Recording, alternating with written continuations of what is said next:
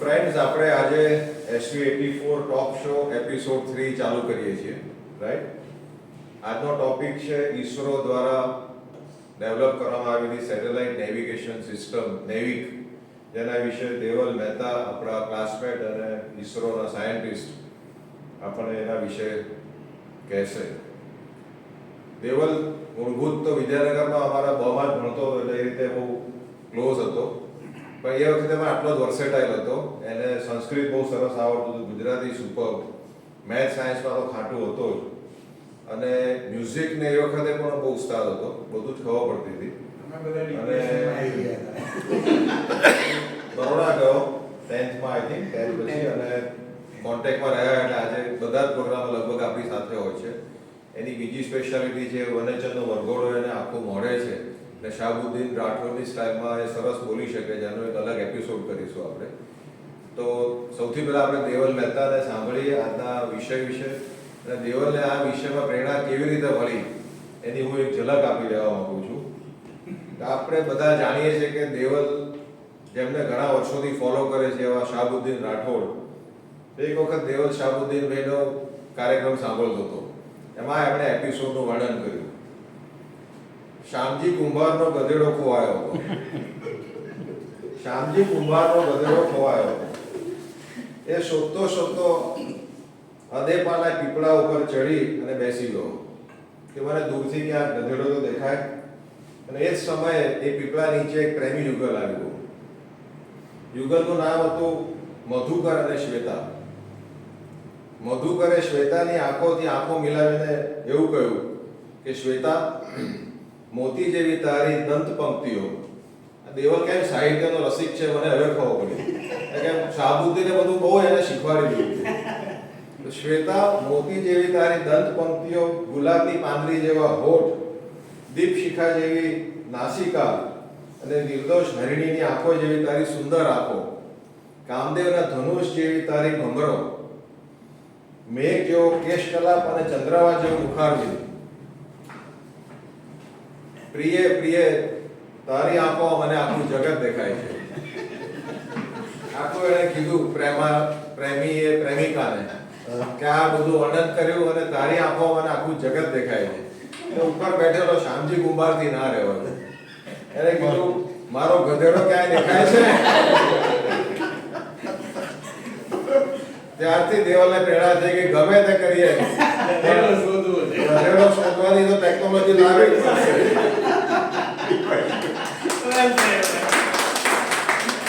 એ દિવસે દેવલ જે રીતે પછી મચી પડ્યો,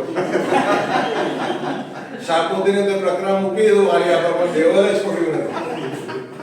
હવે ગધેડો શોધીને જવા. તો પ્રસ્તુત છે દેવલ મહેતા. ખૂબ સરસ જોડાણ કરી આપ્યું શામજી કુંભાર સાથે. જેમ મેં કીધું કે થોડો કામ રહીશ 27 સ્લાઇડ્સ કરશે. ટોપિક ટેકનિકલ છે, બને ત્યાં સુધી હું જેમ મેં કીધું બોરિંગ ન થાય એના પ્રયત્ન કરીશ, અને છતાં લાગે તો દરેકને હક છે કે ભાઈ વધારે આગળ વધો, તો આપણે આગળ વધી જઈશું. આપણે બધા જ મોટા ભાગના, હમણાં દીપકે પણ કીધું કે ભાઈ મેપ તો મૂકેલો હતો ને આવી ગયા, કોઈને પૂછવાની ક્યાં જરૂર પડી. હવે આટલી આપણે જીવનમાં જે વસ્તુ ભણાઈ ચૂકી છે એ જીપીએસ નો ઉપયોગ થઈને જ આવી છે. સેટેલાઇટ બેઝ નેવિગેશન ને કારણે જ આપણે બધા આજે એનો ડે ટુ ડે માં આટલો જોરદાર ઉપયોગ કરી રહ્યા છીએ. પણ આ સિસ્ટમ જ્યારે વિચારવામાં આવી ત્યારે સિવિલિયન એપ્લિકેશન થી નહોતું વિચારાયું. એની જરૂરિયાત મિલિટરી રિક્વાયરમેન્ટ હતી, ડિફેન્સની રિક્વાયરમેન્ટ હતી. અને કોલ્ડ વોરના ટાઈમમાં યુએસ અને રશિયા, જ્યારે યુએસએસઆર, એ જે બે મહાસત્તાઓ હતી, એ બે વચ્ચે પહેલા તો સેટેલાઇટ કોણ પહેલા છોડે, મૂન પર કોણ પહોંચે, એ બધી સ્પર્ધા તો ચાલી જ. પછી સુપર પાવર થવા માટે એટલે મિલિટરી રિક્વાયરમેન્ટમાં 24 કલાક આખા જગતમાં કોઈ પણ જગ્યાએ તમને પિન પોઈન્ટ લોકેશન આપે, એક્યુરેટ લોકેશન આપે એવી એક સિસ્ટમની જરૂરિયાત ઊભી થઈ. કારણ કે બંને જણા એકબીજા ઉપર ગમે ત્યારે એટેક કરી શકે એવી પરિસ્થિતિમાં હતા. એકચ્યુઅલી આની જરૂરિયાત ઊભી થઈ સબમરીનમાંથી મિસાઇલ લોન્ચ કરવાના હતા. યુએસ વાળાએ એક સિસ્ટમ બનાવી હતી. તો એમને સબમરીનનું લોકેશન જોઈતું હતું અને જે જગ્યાએ એમને એટેક કરવો છે મિસાઇલે એનું પણ લોકેશન જોઈતું હતું. આ બધા માટે એમને એક્યુરેટ પોઝિશન જોઈતી હતી. એ વખતે એમની પાસે બે ત્રણ સિસ્ટમો હતી. એક ટ્રાન્ઝિટ નામની સિસ્ટમ હતી, બીજી એક ટાઇમેશન સિસ્ટમ હતી, એક યુએસ નેવી તરફથી હતી, એક યુએસ એરફોર્સ તરફથી હતી, એક આર્મી વાળાની પણ હતી સિસ્ટમ. પણ એ લોકોમાં લેગિંગ એ હતું કે તમને ધારો કે ટ્રાન્ઝિટ તો 1 કલાકમાં તમને એકવાર પોઝિશન મળે, કારણ કે સેટેલાઇટનો પાસ આવે અને એ લોકોની ડોપલર બેઝ પોઝિશનિંગ હતી, એટલે કે ટ્રાન્સમીટર અને રિસીવર બે વચ્ચેની રિલેટિવ વેલોસિટી ઉપરથી એ લોકો ફ્રીક્વન્સીનો ડિફરન્સ મેઝર કરતા હતા અને એની ઉપરથી એની લોકેશન મેળવતા હતા. એના બે તકલીફો એ હતી કે એક તો તમને કન્ટિન્યુઅસ નહોતું મળતું, એનો પાસ આવે ત્યારે મળે, અને એની એક્યુરસી પણ એટલી સારી નહોતી કે જે ડિફેન્સ માટે જરૂરી હતી. એની વગર તમે ટાર્ગેટ પ્રોપરલી એટેક ના કરી શકો.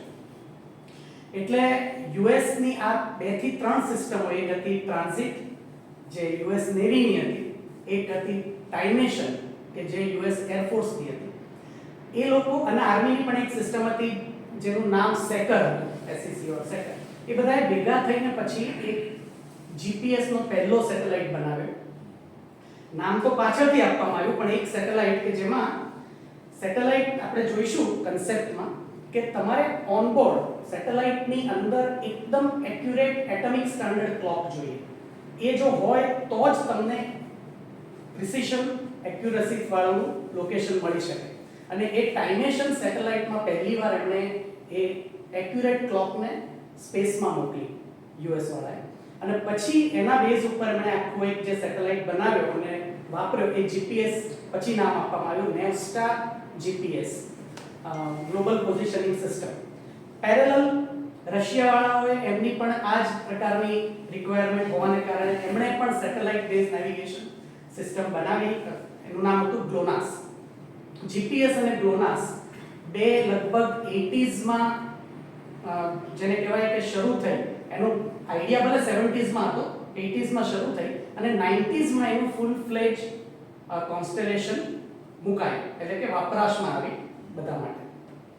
અચ્છા, જ્યારે બનાવવાની શરૂઆત થઈ ત્યારે તો મિલિટરી જ રિક્વાયરમેન્ટ હતી અને જીપીએસ ફક્ત ડિફેન્સ માટેના સિગ્નલ બનાવી અને એ લોકો માટે જ વપરાય એના જ માટેની ડિઝાઇન થઈ હતી. 81, 82 કે 83 માં કોરિયન પ્લેન રશિયા વાળાએ તોડી પાડ્યું, કારણ કે એ પ્લેન પોતાનું માર્ગ ભૂલી ગયું અને રશિયા વાળાને એવો ડાઉટ પડ્યો કે આ અહીંયા અત્યારે કેમ છે, એમણે તો એને પાડ્યું સિવિલિયન પ્લેન. ત્યારે યુએસ ને લાગ્યું કે સિવિલિયન એપ્લિકેશન પણ આની ઘણી બધી છે અને એનો ઉપયોગ થવો જોઈએ. આટલી જ્યારે કોસ્ટલી સિસ્ટમ બનાવીએ છે, આની આ ઘણી કોસ્ટલી વસ્તુ છે. નંબર ઓફ સેટેલાઇટ્સ તમારે વર્લ્ડ વાઇડ 24 થી 27 જોઈએ. એ પાછા 5-6 વર્ષે જો એક ઓછો થાય તો પાછો તમારે છોડવો પડે. એ દરેક માટેનું ગ્રાઉન્ડ સ્ટેશન્સ બધા ઘણા બધા જોઈએ કે જ્યાંથી તમે અપલોડ કરો. ક્વેશ્ચન છેલ્લે પૂછું કે વચ્ચે પૂછવાની છે જે ઓલું એનું જે લાઈફ એક્સપેક્ટન્સી છે આપણું ઇન્ડિયા વાળું તો કઈ 10 વર્ષનું છે, 10 થી 12 વર્ષ ટિપિકલી. ના જનરલી કહેવાય જ એટલું, પણ ક્યારેક શું છે કે સેટેલાઇટ તમે પ્રોપરલી પ્રિસાઇઝલી છોડી ન શક્યા હોય કોઈ કારણથી, તમારું રોકેટ એને એક્ઝેક્ટલી ના મૂકી શક્યું, તો તમારે શું કરવું પડે કે તમારું જે ઓનબોર્ડ ફ્યુઅલ હોય એનો ઉપયોગ કરીને તમારે એને મેન્યુરિંગ કરવું પડે. આપણે છેલ્લે મૂક્યું તો એમાં ઘણી બધી જગ્યાએ થાય જ છે. આપણે એટલે આપણી લાઈફ ક્યારેક તમને ચંદ્રયાન મંગળયાનમાં જરૂર કરતા વધારે લાંબી લાઈફ મળે. કેમ તો કે ભાઈ આપણે આમાં એક્સ્ટ્રા ફ્યુઅલ હોય ને પણ અમુક વખતે તમારે જો બરાબર લોન્ચ ના થયું તો તમારી લાઈફ 10 ને બદલે પછી 5-7 વર્ષ 6 વર્ષ એવી થઈ શકે. ધારો કે 10 વર્ષ થાય તો આ તો તમારે કાયમી સિસ્ટમ બનાવવાની છે. દર 10 વર્ષે તમારે રિપ્લેસ તો કર્યા જ કરવા પડે. એટલે it's a very costly system. Ronald Reagan એ વખતે પ્રેસિડેન્ટ હતા અને એમણે ડાયરેક્શન આપી કે આપણે આ જીપીએસ બનાવીએ છીએ તો એ સિવિલિયન માટે પણ હોવી જોઈએ. એટલે પછી બે સેપરેટ સિગ્નલ ડિઝાઇન થયા. એક જે છે ખાલી મિલિટરી વાપરશે, કારણ કે એ લોકો મિલિટરીની જે એક્યુરસી હતી, જે એમણે જે ડિઝાઇન કર્યું હતું કે તમને જે મીટરની એક્યુરસી મિલિટરી આપે એ જ એક્યુરસી એ લોકો સિવિલિયનને આપવા નહોતા માંગતા.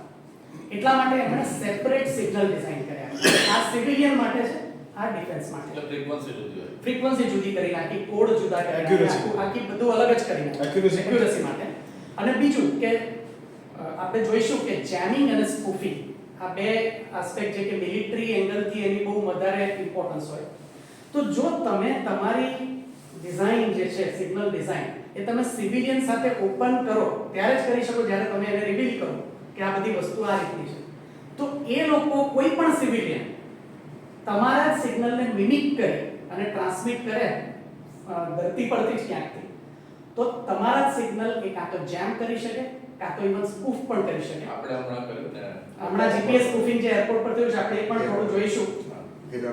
એટલે જેમિંગ અને સ્પૂફિંગ એ ક્યાં થાય? સિવિલિયન સિગ્નલમાં થાય. અને આપણા બધા જ એરપોર્ટમાં જે કંઈ પણ જીપીએસ અથવા તો બીજી કોઈ પણ નેવિગેશન સિસ્ટમ વપરાય છે સેટેલાઇટ બેઝ, એ ડિફેન્સ વાળી તો ન જ વાપરી શકાય, ડિફેન્સ વાળા કોઈની જોડે શેર કરે જ નહીં. એટલે એ તો સિવિલિયન સિગ્નલ જ હોય. એ એન્ક્રિપ્ટેડ હોય ને defense વાળું? ના હોય, ડિફેન્સ વાળી હોય, અચ્છા. ડિફેન્સ વાળી એન્ક્રિપ્ટેડ હોય, સિવિલિયન ન હોય. એટલા માટે એ કોઈ પણ વ્યક્તિ એને જનરેટ કરી અને જેમિંગ અથવા તો સ્પૂફિંગ કરી શકે છે. એટલે સિવિલિયન માટે અલગ સિગ્નલ ડિઝાઇન. સેમ વસ્તુ પછી GLONASS માં પણ થઈ, કારણ કે દરેક જણાને દેખાયું કે સિવિલિયન એપ્લિકેશનની પોટેન્શિયલ પણ બહુ વધારે છે. બીજું કે રેવન્યુ ક્યાંથી જનરેટ કરવી? ડિફેન્સ વાળા તો તમારા જ યુઝ માટે જ હતો, એ તો ખર્ચો જ છે તમારા માટે. તો જ્યારે તમે સિવિલિયન એપ્લિકેશન બનાવો છો તો સિવિલિયન રિસીવર્સ બનશે, એના માટેના કેટલી ઇન્ડસ્ટ્રીઝ ઊભી થશે, એનો માર્કેટ સેલ થશે. આટલી ધારો કે દુનિયામાં ખાલી બે જ સિસ્ટમ છે, જીપીએસ ને GLONASS, તો દુનિયાવાળા બધા વાપરવાના તો છે, એને રિસીવર તો તમે જ આપશો શરૂઆતમાં. અને એને કારણે તમે ચીપ પણ બની ગઈ ઘણી બધી, આપણે પણ બનાવી છે નાવી, એ પણ હું કહીશ. એ બધી જ વસ્તુઓની તમે વેચાણ કરશો તો એમાંથી થોડી ઘણી રેવન્યુ જનરેટ થશે. એટલે આ રીતે એમણે સિવિલ, અને આમે રોનાલ્ડ રેગન તો ડાયરેક્શન જ આપી કરવાનું જ છે, એટલે તો કરવું જ પડ્યું. એટલે બે પેરેલલ આખી ડિઝાઇન થયા. હવે આ બે માં જીપીએસ તો કન્ટિન્યુઅસલી ઓપરેટ થઈ રહ્યું છે. GLONASS માં જ્યારે વચ્ચે જ્યારે બ્રેક પડ્યો, કારણ કે યુએસએસઆર જ્યારે બ્રેક થયું અને રશિયા બન્યું, ત્યાર પછી એમને થોડા ફાઇનાન્શિયલ ક્રન્ચીસ આવ્યા અને એને કારણે GLONASS વચ્ચે પીરિયડમાં એનું કોન્સ્ટેલેશન પૂરેપૂરું મેન્ટેન ન રાખી શક્યું અને એને કારણે એની સર્વિસીસમાં બ્રેક પડ્યો એવું કહી શકાય, કન્ટિન્યુટી ન રહી. ઓફકોર્સ અત્યારે પાછી આવી ગઈ છે અને GLONASS ઇઝ ઓલસો ફુલી ઓપરેશનલ. એ લોકો મિલિટરી એપ્લિકેશન માટે શું કરતા હતા? આપણે એ વખત એટલે એમના રિજિયનમાં એ લોકો મેન્ટેન કરી લે. એમના નોટ ઓપરેશનલ એટલે કે world wide not operational. Okay. અને થોડી એક્યુરસી ઓછી થાય જો એક બે સેટેલાઇટ ઓછા હોય તો, પણ પોતાના રિજિયનમાં ફોકસ કરીને સેટેલાઇટને એ રીતે રાખે. હવે આપણે કમિંગ ટુ નાવિક અથવા તો ઇવન બ્રિટિશ યુરોપિયન યુનિયન એ ગેલિલિયો સિસ્ટમ આપી, ચાઇના વાળાએ પોતાની બીડુ સિસ્ટમ આપેલી છે. એ બધા ઉપર જતા પહેલા ફક્ત થોડોક આપણે કન્સેપ્ટ કરી દઉં. તો જાણે કે આપણું નાવિક આપણે જે નામ આપીએ છીએ એનું નામ શરૂઆતમાં IRNSS હતું. અમે જ્યારે ઇસરોએ આ સિસ્ટમ બનાવી તો Indian regional navigation satellite system, અને GPS is a global positioning system. તો જીપીએસ એ ગ્લોબલ સિસ્ટમ છે, કોઈ પણ જગ્યાએ જીપીએસ કામ કરશે. હવે 24 સેટેલાઇટ નો કોન્સ્ટેલેશન બનાવવું, વર્લ્ડ વાઇડ એના અપલોડિંગ સ્ટેશન્સ બનાવવા, એ એટલું બધું કોસ્ટલી કામ છે જે ઇન્ડિયાએ શરૂઆતમાં એ વિચાર્યું કે અત્યારે આપણી જરૂરિયાત ઇન્ડિયન રિજિયન અને સરાઉન્ડિંગ માટેની છે, તો આપણે કદાચ રિજિયોનલ સિસ્ટમથી શરૂ કરીએ તો પણ ચાલશે. કારણ કે ગ્લોબલ જવું એ પાછળથી નક્કી કરશું, પણ અત્યારે તો આપણે રિજિયોનલ સિસ્ટમ કે 24 કે 27 ને બદલે ફક્ત 7 સેટેલાઇટથી આપણે આપણી એક સિસ્ટમ ઊભી કરી. એના માટેના ઘણા બધા સ્ટડી થયા કે કેટલા સેટેલાઇટ હોવા જોઈએ, કેટલું કવરેજ કરવું, અને એ બધું કર્યા પછી એક ઓપ્ટિમમ વિચાર્યું કે ઇન્ડિયા અને 1500 કિલોમીટર બિયોન્ડ ઇન્ડિયા, એના માટે આપણે એક સિસ્ટમ બનાવી અને એના માટે 7 સેટેલાઇટ બનાવી. જીપીએસ સેટેલાઇટ્સ જે છે એ GLONASS સેટેલાઇટ એ 24 નંબરના છે અને એ લગભગ 20000 કિલોમીટરની ઓર્બિટમાં છે. 20000 કિલોમીટરની ઓર્બિટમાં હોય એટલે ફર્યા કરે, એ કોન્સ્ટન્ટ ન રહે. તમારે સ્ટેશનરી રાખવા હોય તો 36000 કિલોમીટર રાખવા, GSO, જીઓસિંક્રોનસ, જીઓસ્ટેશનરી એ ઓર્બિટમાં રાખવા પડે. આપણે કારણ કે રિજિયોનલ સિસ્ટમ છે એટલે આપણું ફોકસ ફક્ત ઇન્ડિયા છે એટલે આપણે આપણા સાથે સાથ સેટેલાઇટને 36,000 કિલોમીટર કે આપણે બીજાની જરૂર નથી, બીજે જોવાની પણ જરૂર નથી. આપણા સેટેલાઇટ હંમેશા દેખાય આપણને અને એનો ઉપયોગ તમે કરી શકો. જીપીએસ એ 36,000 એટલા માટે નહોતા રાખ્યા કે એને આખા જગતને કવર કરવું હતું, ખાલી પોતાના અમેરિકાને નહીં. અને એટલા માટે એમણે એક ઓપ્ટિમમ, એ લોકોની પણ આ બધાની સ્ટડી થતી હોય છે કે કેટલા સેટેલાઇટ કઈ ઓર્બિટમાં રાખશું જેનાથી તમને કેટલી એક્યુરસી મળી શકશે, એની આખી સ્ટડી થતી હોય છે. ઇસરોએ પણ કરી, દરેક દેશ કરે. અને એમણે 24 થી 27 સેટેલાઇટ, 3 સ્પેર અને 24 સેટેલાઇટનું કોન્સ્ટલેશન આપ્યું. એટલે Indian regional navigation satellite system અમે જ્યારે બનાવી, એનું કન્સેપ્ટ બનાવ્યો અને પ્રેઝન્ટ કરીને જ્યારે પહેલો સેટેલાઇટ લોન્ચ કર્યો અને મોદી સાહેબને જ્યારે આ વાતની જાણ થઈ ત્યારે એમણે કીધું કે આ નામ બહુ એટ્રેક્ટિવ નથી લાગ્યું, Indian regional navigation satellite system. મજા નથી આવતી. ગ્લોબલ હા. ભવિષ્યમાં આપણે ગ્લોબલ ભવિષ્યમાં તો જવાના છીએ, પણ આ નામ પણ બહુ આમ ડ્રાય નામ છે, કંઈ ખબર ના, મજા ના આવે છે. અને એમણે નામ આપ્યું નાવિક, કે નેવિગેશન વિથ ઇન્ડિયન કોન્સ્ટેલેશન. અને આમ તમે નાવિક જેમ કીધું કે સામજી કુંભાર અથવા તો આપણે બધા અત્યારે નાવિક, નેવિગેશન તરીકે નાવિક થઈને કોઈ તમને અહીંયા સુધી લઈ આવે છે, એટલે એમણે નામ આપ્યું છે નાવિક. આપણે આ બધી વસ્તુઓ તો જોઈશું, પણ મારે તમને એક થોડોક આ અમે લગભગ 2011-12 માં આ બધી વસ્તુઓ આગળ વધી અને આ કદાચ નામ આપવામાં આવ્યું છે કદાચ 2014 ની આસપાસ. ફર્સ્ટ સેટેલાઇટ ક્યારે લોન્ચ કર્યો? એ લગભગ 2013-14 નો પેલો છે, એક્ઝેક્ટ મને 1B, 1C. હા બરોબર. હવે વોટ ઇઝ નેવિગેશન? તો એ તો જાણે કે navigation is the art and science of charting a course from one point to another and staying on that course. આપણે અત્યારે આપણા ઘરેથી આપણે જેમ અહીંયા આવ્યા એ it's a navigation. Where am I? હું અત્યારે ક્યાં છું? અને time is also important. અત્યારે કયા સમયે હું ક્યાં છું, બરાબર? એની પણ એટલી જ અગત્યતા છે. Now what is satellite based navigation? હવે આપણને વિચાર આવે કે સેટેલાઇટ આટલે ઉપર, એનો ઉપયોગ કરીને હું અહીંયા 10 મીટર એક્યુરસી કે even less than that accuracy કેવી રીતે અચીવ થાય? આ 36,000 કિલોમીટર ઉપરનો સેટેલાઇટ એ તમને અહીંયા આગળ બધાને દરેક જગ્યાએ 10 મીટરની એક્યુરસી કેવી રીતે આપી શકે? એ કયો કન્સેપ્ટ એવો છે કે એનાથી આ કેવી રીતે બની શકે? બેઝિકલી આપણે આમાં જોઈએ, પણ જેમ કીધું કે શરૂઆતમાં Doppler positioning, transit satellite Doppler કે તો હવે આપણે જે જીપીએસ થાય છે એ ટ્રાઇલેટરેશન પોઝિશનિંગ થી થાય છે. અને એ એટલે શું? દાખલા તરીકે તમે અહીંયા છો અને તમને જાણવું છે કે મારી લોકેશન પોઝિશન શું છે, xyz શું છે. તો એનો સિમ્પલ કન્સેપ્ટ કે આપણે x અત્યારે 2 ડાયમેન્શનની વાત કરું તો x અને y તમારે 2D માં જાણવું છે ક્યાં છે, પ્લેનમાં. હવે જો એક ટ્રાન્સમીટર તમે મૂક્યું હોય અહીંયા જ ઓન અર્થ, એક ટ્રાન્સમીટર છે થોડેક દૂર, બરાબર? હવે એની પાસે એક પોતાની ક્લોક છે, પોતાનો ટાઈમ મેન્ટેન કરે છે. અને જો આપણે એઝ્યુમ કરીએ કે સેમ ક્લોક અહીંયા પણ છે, સેમ એન્ડ સિન્ક્રોનાઇઝ્ડ, એવું આપણે અત્યારે માની લઈએ, જે છે નહીં, હકીકતમાં પણ નથી, પણ આપણે માની લઈએ કે આ બે વસ્તુ સેમ ક્લોક છે, અહીંયા 12 વાગે ક્યાંય 12 વાગે છે, બરાબર? અને હવે જો અહીંયાથી એક સિગ્નલ ટ્રાન્સમિટ, સિન્ક્રોનાઇઝ ક્લોક છે બંનેની.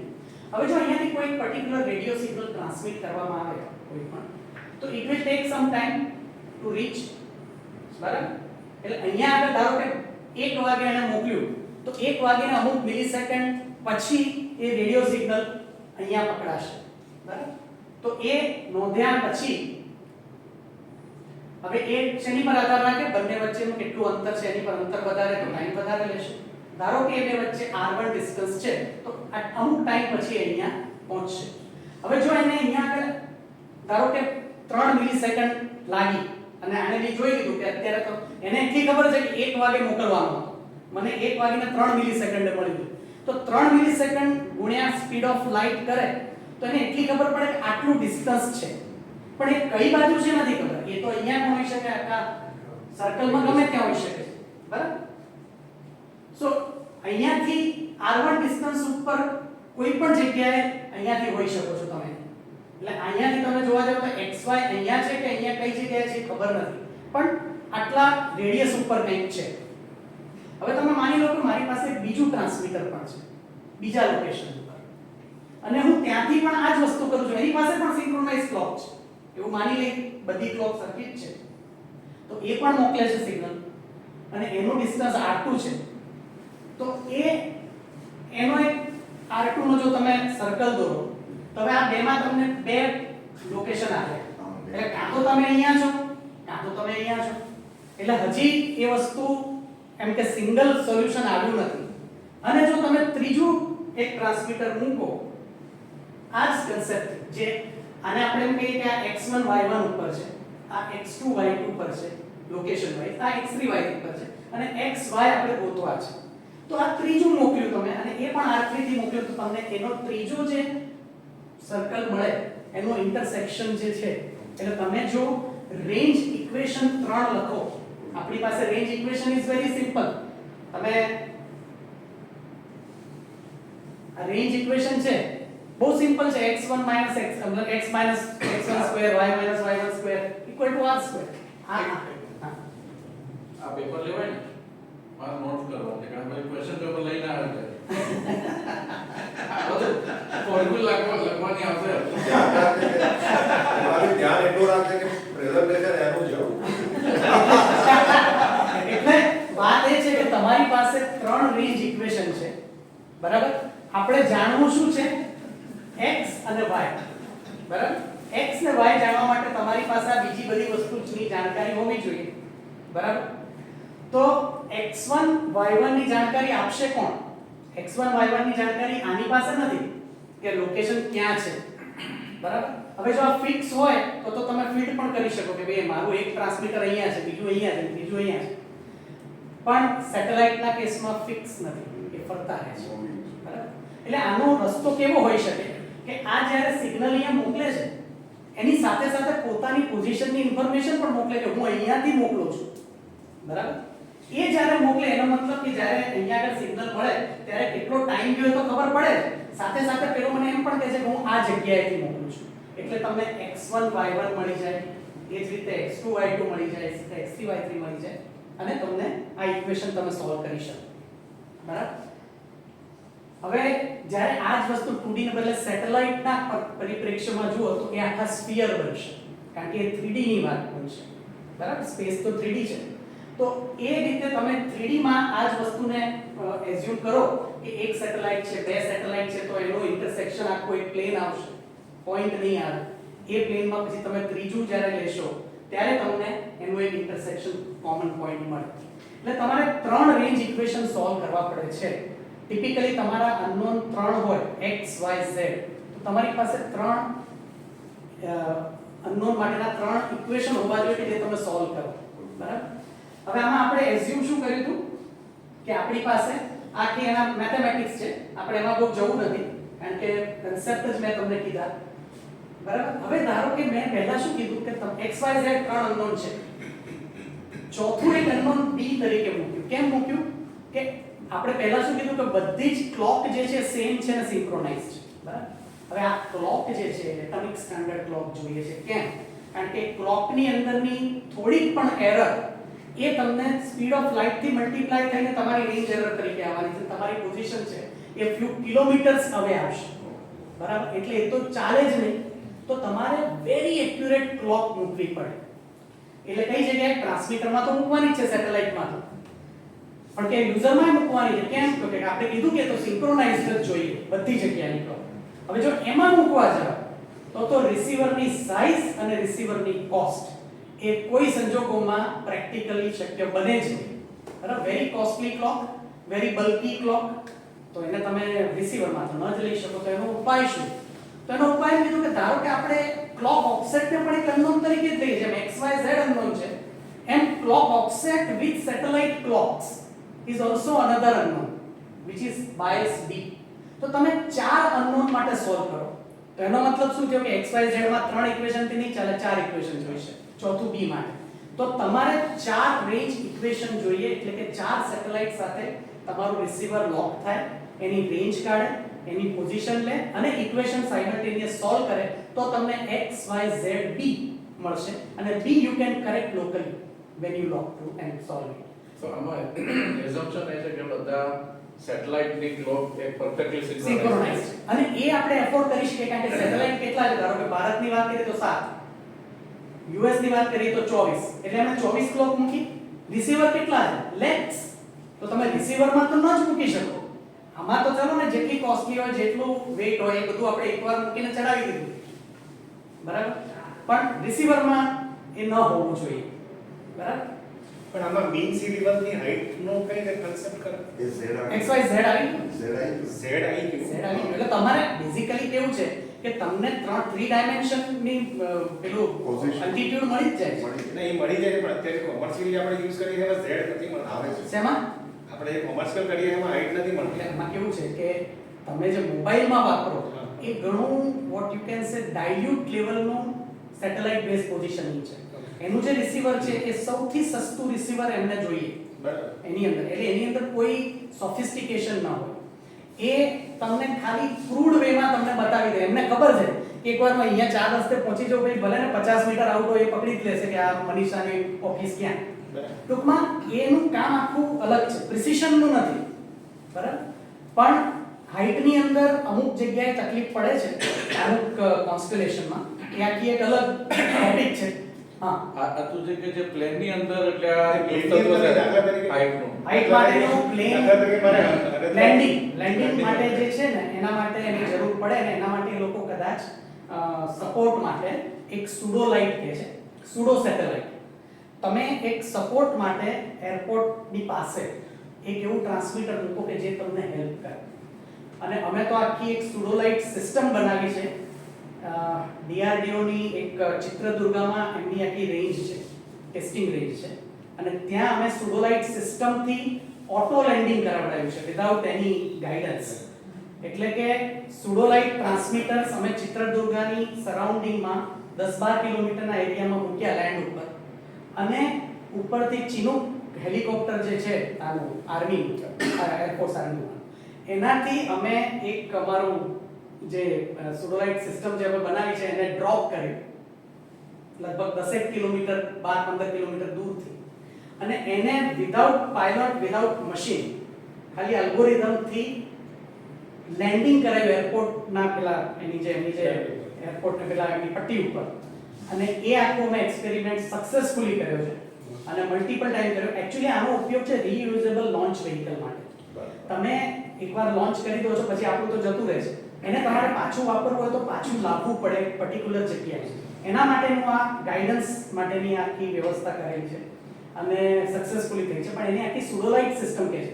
એટલે કે instead of satellite in the sky અમે એવા જ ટ્રાન્સમીટર ધરતી પર રાખીએ અને એના માટે જેમ આને કીધું કે એક જ હાઈટ પર રાખો તો તમને એનો ફાયદો નહીં થાય તમારે અલગ અલગ વેરિયેબલ હાઇટ્સ પર રાખવા પડે છે અને થોડું જ્યોમેટ્રિકલી એને સેપરેટ કરીને રાખવા પડે છે કે જેથી એની પોઝિશનિંગ એકદમ એક્યુરેટ આવે કે જે બધા રોકેટ ફરીથી આવે છે પાછા એમાં પર્ટિક્યુલર ટાઈમે પર્ટિક્યુલર હાઈટે ઇન્કી બૂસ્ટર ચાલુ થાય છે બરાબર સમજો.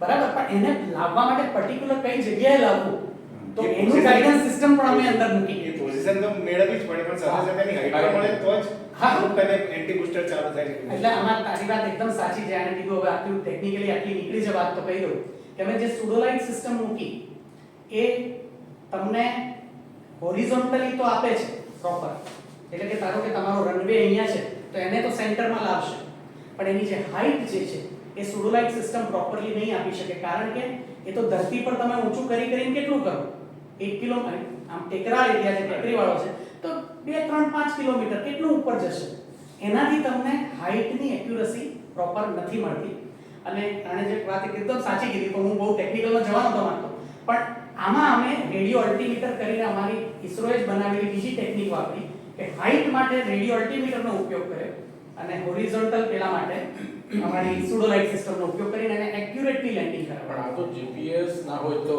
હા જીપીએસ ના હોય જીપીએસ હોય તો જીપીએસ થી આ કરે જીપીએસ વગરની વાત છે જીપીએસ વગરની વાત છે જીપીએસ બુકિંગ થાય છે ને આમાં ત્યારે કેવું છે આમાં એક્યુરસી રિક્વાયરમેન્ટ લોકલી એટલી બધી વધારે તમે વિચાર કરો રનવે ની સેન્ટરમાં મારે લાવવું હોય તો જીપીએસ તમને એટલી એક્યુરસી ત્યાં નથી પ્રોવાઈડ કરી શકવાનું એટલા માટે અમે એક સેપરેટ સિસ્ટમ બનાવી કે લોકલી તમને એટલી એક્યુરસી પ્રોવાઈડ કરે છે બરાબર રનવે ના સેન્ટરમાં જ અમે લઈ તો પેલું જે ઓટો લેન્ડિંગ સિસ્ટમ એ છે જે આ ILS. કરી. એટલે કોમર્શિયલ યુઝમાં છે ના સુડોલાઇટ સિસ્ટમ હજી કમર્શિયલ યુઝમાં નહીં, તો અમે જ બનાવ્યું અને વાપરી, આપણા માટે જ વાપરી છે. પછી એરપોર્ટ પર જે અત્યારે હોય છે હોટલ એ કેવું કરે છે કે એ લોકોની પાસે ઇન્સ્ટ્રુમેન્ટ લેન્ડિંગ સિસ્ટમ આખી એક સેપરેટ છે. ILS. ILS આખી અલગ છે. બરાબર? આ આખી સેટેલાઇટ બેઝ આખી અલગ સિસ્ટમ છે. હવે એનો મતલબ કે આપણે 4 સેટેલાઇટ હોવા જોઈએ. હવે એટમિક ક્લોક્સ ઇન સેટેલાઇટ, જેમ મેં કીધું કે એટમિક ક્લોક બહુ જ ઇમ્પોર્ટન્ટ છે. બરાબર? જેમ એની કોઈ પણ ઇનએક્યુરસી જે છે ટાઇમિંગ રેન્જ મેઝરમેન્ટ, એ તમને બહુ મોટી એરર આપશે. હવે એટમિક ક્લોકની ટેકનોલોજી એ આપણી પાસે હતી જ નહીં. એટલે શું કરવું જ્યારે આ નેવિક સિસ્ટમ બનાવવાની વાત ફંડામેન્ટલ ક્લેરિટી એટમિક ક્લોક અને નોર્મલ ક્લોકમાં સિંક્રોનાઇઝેશન અને બેસિક ઓપરેશનમાં શું ફરક? આખું ફિઝિક્સ એમાં ઇન્વોલ્વ છે ઘણું બધું, પણ હું એના ટાઇમિંગ એક્યુરસી કહી દઉં કે 1 × 10⁻13 એક્યુરસી છે એટમિક ક્લોકની. એટલે કે 10⁻13 પાર્ટે 1 પાર્ટ ઇન એરર, 10⁻12 અથવા 10⁻13 પાર્ટે 1 પાર્ટ ઇન એરર. આ એટમિક સ્ટાન્ડર્ડ ક્લોક નું છે. અને એ એટમ ના એની ટેકનોલોજી મને તો નથી જ ખબર, ઓફ કોર્સ ઈસરોએ બનાવી લીધી, ફોર યોર ઇન્ફોર્મેશન. એ જ હું કહેવા માંગતો હતો કે આપણે શરૂઆત કરી કે ભાઈ નેવી ઘણા બધા ચેલેન્જીસ હતા. કમિંગ ટુ ધેટ, પહેલા બિફોર કમિંગ ટુ ધેટ, કે આમ કીધું કે કારગિલ વોરની જે વાત થઈ, ઈસરોએ કેમ વિચાર્યું કે આપણી પોતાની સિસ્ટમ હોવી જોઈએ. અને ખાલી ઈસરોએ જ નહીં, ભારતે જ નહીં, યુરોપિયન યુનિયન, ચાઇના, બધાએ જ કેમ વિચાર્યું કે આપણી પોતાની અલગ સિસ્ટમ હોવી જોઈએ. એનું કારણ એ હતું કે યુએસ વાળાએ પોતાની જે ડિફેન્સ સિગ્નલ હતું એ તો પોતાના એલાઇઝ માટે રાખ્યું અને civilian signal open to all રાખ્યું. બધાને હતું કે આપણે તો સિવિલિયન ચાલશે, પેલાને 1 મીટરની એક્યુરસી મળતી હશે, મને 15 મીટરની એક્યુરસી મળશે, ચાલશે. એમ કરીને બધા સિવિલિયન સિગ્નલ વાપરતા હતા. એ લોકો રિસીવર પણ મિલિટરી આપણા મિલિટરી માટે કે ગમે તે બીજે તો શું, તમારી પાસે પોતાની સિસ્ટમ છે નહીં. કારગિલની વાત થઈ એટલે મિલિટરી માટે. હવે એ વાપરતી વખતે હવે યુએસ વાળાએ એક મોટી પેલી રાખેલી હતી. એમને ખબર હતી કે આપણી સિવિલિયન સિગ્નલ દુનિયા વાપરે તો આપણે અલગ કેવી રીતે પડી ગયો, તો આપણાથી એ લોકોએ આપણી સિસ્ટમ વાપરીને આપણી પર જ એટેક કરે, તો એનું શું તોડ શું એનો. તો એમણે એમ કર્યું કે એક સિલેક્ટિવ અવેલેબિલિટી નામનો ફિનોમિના છે. મેં જેમ કીધું કે પેલા ટ્રાન્સમીટર છે પોતાની પોઝિશન પોતે જ મોકલે છે, એવી રીતે જેમ મેં કીધું કે એટમિક ક્લોક હોય ઓન બોર્ડ, તો એના મોડેલ પણ, એની પણ જે અમુક એરર કે મોડેલિંગ એનું પણ એ જોડે મોકલે. ઘણી બધી વસ્તુઓ સેટેલાઇટ પોતે, એટલે કે ટ્રાન્સમીટર પોતે રિસીવરને પોતાની સાથે મેસેજમાં મોકલે છે. હવે એ લોકોએ જાણી જોઈને એમાં એરર્સ ઇન્ટ્રોડ્યુસ કરી. એટલે કે સેટેલાઇટ અત્યારે આ જગ્યાએ છે તો એ લોકોએ એમાં 1 કિલોમીટરની એરર નાખી. સ્કોપિંગ એટલે જે સિવિલિયન અને એટ ટાઈમ્સ, એટલે કે જ્યારે વોર ટાઈમ છે, અમુક રિજિયનમાં સિલેક્ટિવ રિજિયન વાઇઝ પણ કર્યું. એટલે સેટેલાઇટ થ્રુ કરી શકે. સેટેલાઇટ જ પોતે એવી પોઝિશન આપે, મારી પોઝિશન રોંગ આપે, તો પેલો રિસીવર તો એમ જ માને કે આની આ પોઝિશન છે, એટલે એ રીતે જો સોલ્વ કરે ઇક્વેશન તો તમે 10 કિલોમીટર દૂર છો. they can do one particular area કે આખું સેટેલાઇટ ટુ સ્ટાર્ટ વિથ આખી સેટેલાઇટમાં બધા એરિયામાં, બધા. અને પછી એમણે સિલેક્ટિવલી પણ કરી શકે છે એવી વાત બહાર આવી કે at times at selective regions they can deny the accuracy. એની પ્રોવિઝન એમણે પોતે રાખેલી હતી. આ એ વાતની બધાને ખબર તો પડવા માંડી, પણ તમે કરો છો, તમારી સિસ્ટમ તો છે જ નહીં. કારગિલ વોર ટાઈમે પણ આ જ પરિસ્થિતિ થતી. ઇન્ડિયાએ એ વખતે એમની પાસે રિક્વેસ્ટ કરી કે તમારા ડિફેન્સ સિગ્નલ તો છે, ભલે તમે અમને શેર ના કરો ડિફેન્સ રિસીવર, પણ તમે અમને એની ઇન્ફોર્મેશન તો આપો. હા, તો એ એમણે આપવાને ના પાડી. એટલે એ પોઈન્ટ ઉપર ઇન્ડિયાને લાગ્યું કે ભાઈ જો આપણે હવે આની પર ડિપેન્ડન્ટ રહીએ તો ચાલશે નહીં. એટલે આપણે એની દિશામાં કામ ચાલુ થયું. કોસ્ટલી સિસ્ટમ છે એટલે શું છે કે એને કન્વિન્સ કરવા ગવર્નમેન્ટમાંથી ને એની ડિઝાઇન. હવે આમાં ઘણી બધી વસ્તુ એવી છે કે જે કન્સેપ્ટ ભલે તમને સિમ્પલ લાગે, ખૂબ કોમ્પ્લેક્સ છે. આ વસ્તુ એક્યુરસી લાવવી આટલા લેવલની ખૂબ કોમ્પ્લેક્સ વસ્તુ છે. એના માટેની આપણી પાસે કોઈ એ ટાઈમે તો એ ટાઈપની આપણી કહેવાય કે કેપેબિલિટી નહોતી, આપણે જાણકારી જ નહોતી કે કેવી રીતે કરશું, શું કરવું. અમુક વસ્તુઓ એમણે પબ્લિશ કરી હતી સિવિલિયન માટેની, પણ ડિફેન્સ રિલેટેડ તો કોઈ વસ્તુ બહાર આવે નહીં બહુ. તો આપણે આખી ડિઝાઇન આપણે જાતે કરવાની હતી અને એમાં ઘણા બધા અનનોન્સ હતા. એમાં one unknown was atomic clock. Coming to atomic clock, atomic clock આપણી પાસે છે જ નહીં, અને આપણે જો બનાવવા બેસીએ તો it tax number of years, તો ત્યાં સુધી આપણો પ્રોગ્રામ આગળ વધે જ નહીં. એટલે ગેલિલિયો પણ એ જ વખતે યુરોપિયન યુનિયને પણ એ વખતે જ કામ ચાલુ કર્યું કે ભાઈ આપણે આ નહીં ચાલે, આપણી પોતાની હોવી જોઈએ. તો એમણે પણ એટમિક ક્લોકની તકલીફ ઊભી થઈ હતી. તો એમણે જે કંપની પાસેથી એટમિક ક્લોકનો ઓર્ડર આપ્યો હતો, આપણે પણ એ જ કંપનીને એટમિક ક્લોકનો ઓર્ડર આપ્યો કે તમે અમને એટમિક ક્લોક પ્રોવાઈડ કરો. કોસ્ટલી સિસ્ટમ છે, કોસ્ટલી છે ક્લોક, પણ કે આપશું. અમેરિકન હા, અમેરિકન પણ છે ને બીજી એક યુરોપિયન કન્ટ્રીમાં પણ છે. અમેરિકન કંપની 4 થી 5 ગણી મોંઘી ક્લોક આપે છે. પેલી જે છે થોડીક સસ્તી આપે છે. એટલે આપણે તો સસ્તા પર જ જઈએ ઓફ કોર્સ. અને ગેલિલિયો વાળા પણ યુરોપિયન કન્ટ્રી હતી એટલે એને ઓર્ડર આપ્યો.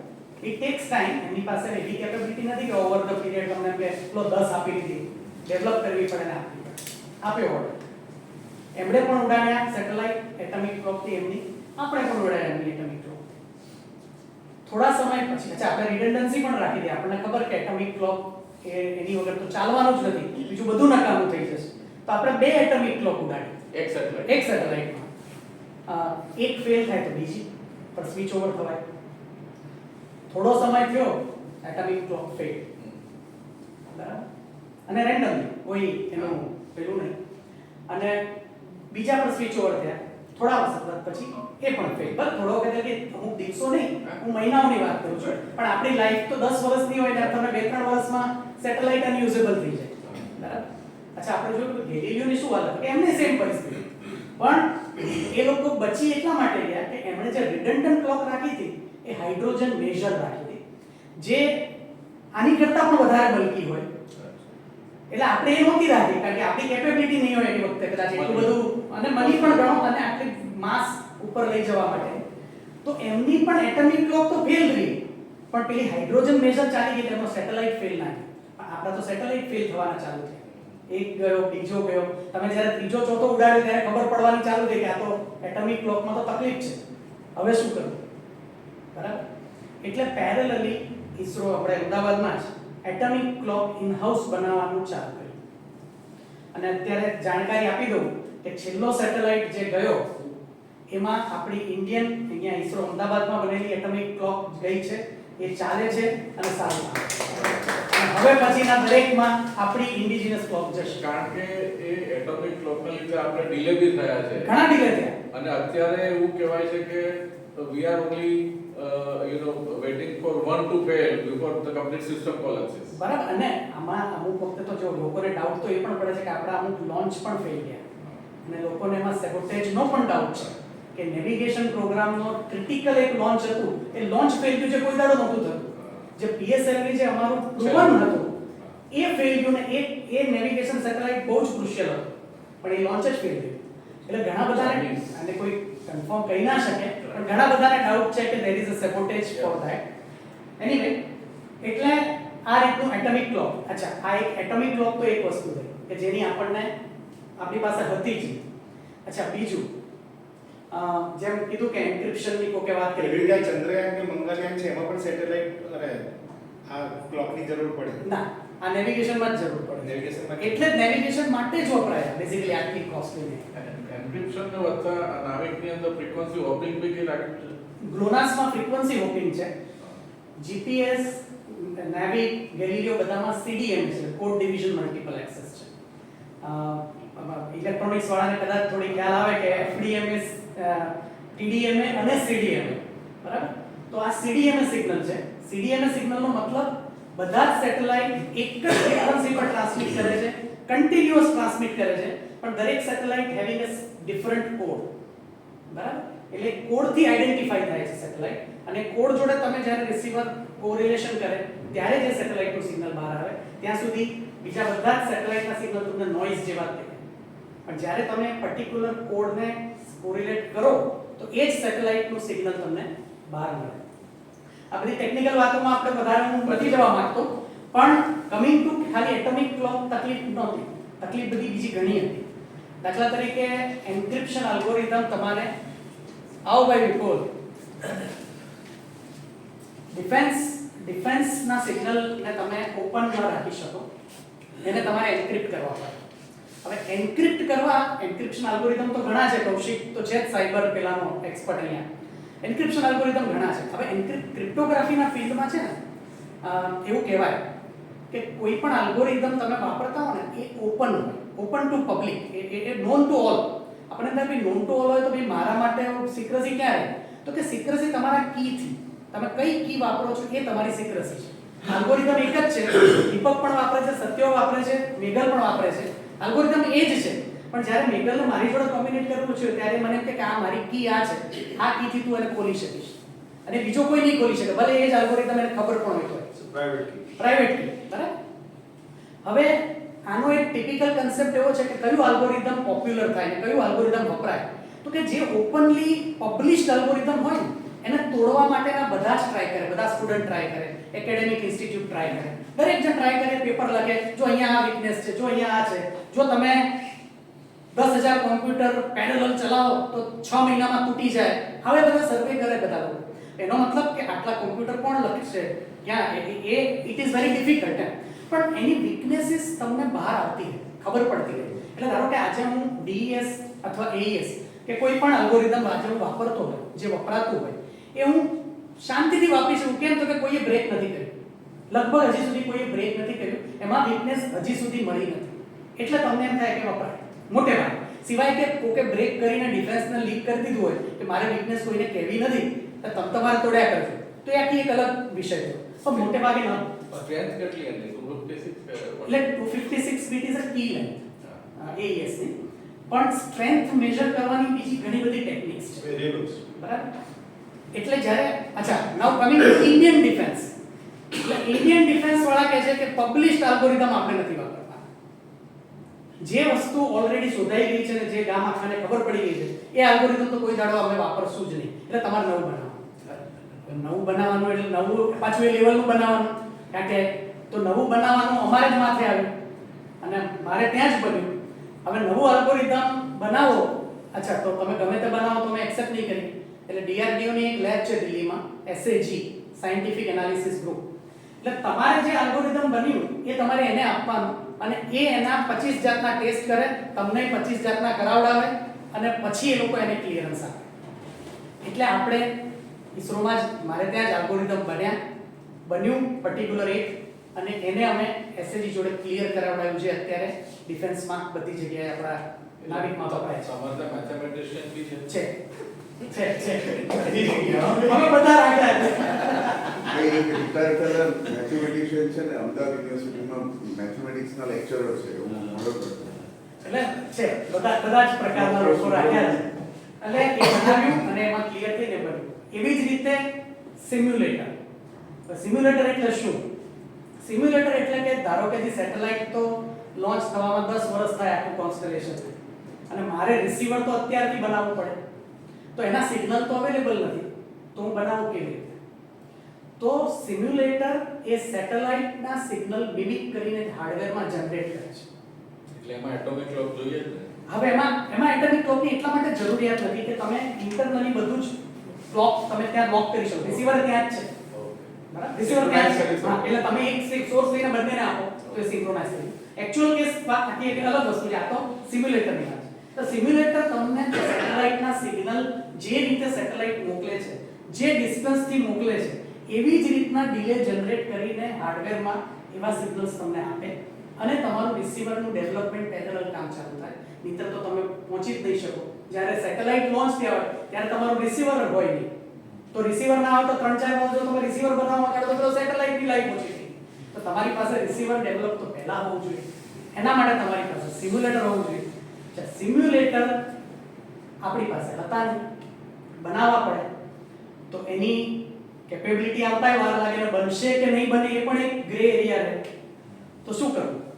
તો ફોરેનની એક કંપનીને આપણે કોન્ટ્રાક્ટ તો આપ્યો અને એની પાસે અને કોસ્ટલી 2-3 કરોડના સિમ્યુલેટર બને. એક તો લીધું અમે, પણ અમને એટલી ખબર હતી કે ડિફેન્સના સિગ્નલ તો અમે એની જોડે શેર પણ નહીં કરી શકીએ. તો ડિફેન્સ સિમ્યુલેટર તો અમારે બનાવવા પડશે. એટલે અમે પેરેલલી સિમ્યુલેટરનું પણ કામ ઇન-હાઉસ મારે ત્યાં જ ચાલુ થયું અને અમે સિવિલિયન સિમ્યુલેટર બનાવી દીધા, ડિફેન્સ માટેના સિગ્નલના સિમ્યુલેટર બનાવ્યા, GPS સિમ્યુલેટર બનાવ્યા અને ગેલિલિયો સિમ્યુલેટર બનાવ્યા. બધા જ સિમ્યુલેટર અત્યારે અમારી પાસે ઇન-હાઉસ કેપેબિલિટી છે. એમાં GPS ગેલેલિયોના સિમ્યુલેટર બનાવીને વી આર સેલિંગ. ના ના સેલિંગ આપણા યુઝ આપણા કેસ માટે તમારે દાખલા તરીકે જોવું હોય કે મારું રિસીવર એ મલ્ટી જીએનએસએસ રિસીવર બને, એટલે કે નેવિકના સેટેલાઇટ ધારો કે ન દેખાતા હોય તો જીપીએસના સેટેલાઇટ પણ એ વખતે લે અને બનાવે, તો એના માટેની સિગ્નલ સિમ્યુલેશન તો તમારે કરવું પડે. એ એલ્ગોરિધમ માટે અમે બનાવ્યા છે. આપણા જે મોબાઈલ જે ઇન્ડિયામાં બને છે એમાં કે ગવર્મેન્ટે એડિશનલ રિક્વાયરમેન્ટ આપી હતી એટલે થોડા મોંઘા બને છે, એમાં કઈ કામનું છે?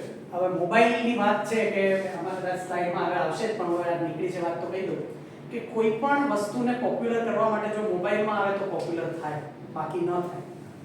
અને કોઈ પણ મોબાઈલ મેન્યુફેક્ચરર તમારા નવા સિગ્નલને લેવા માટે શું છે કે ભાઈ મારું કામ તો ચાલે છે, જીપીએસ થી ચાલે, તમારા નાવિકને લઈને શું કરવાનું મારે?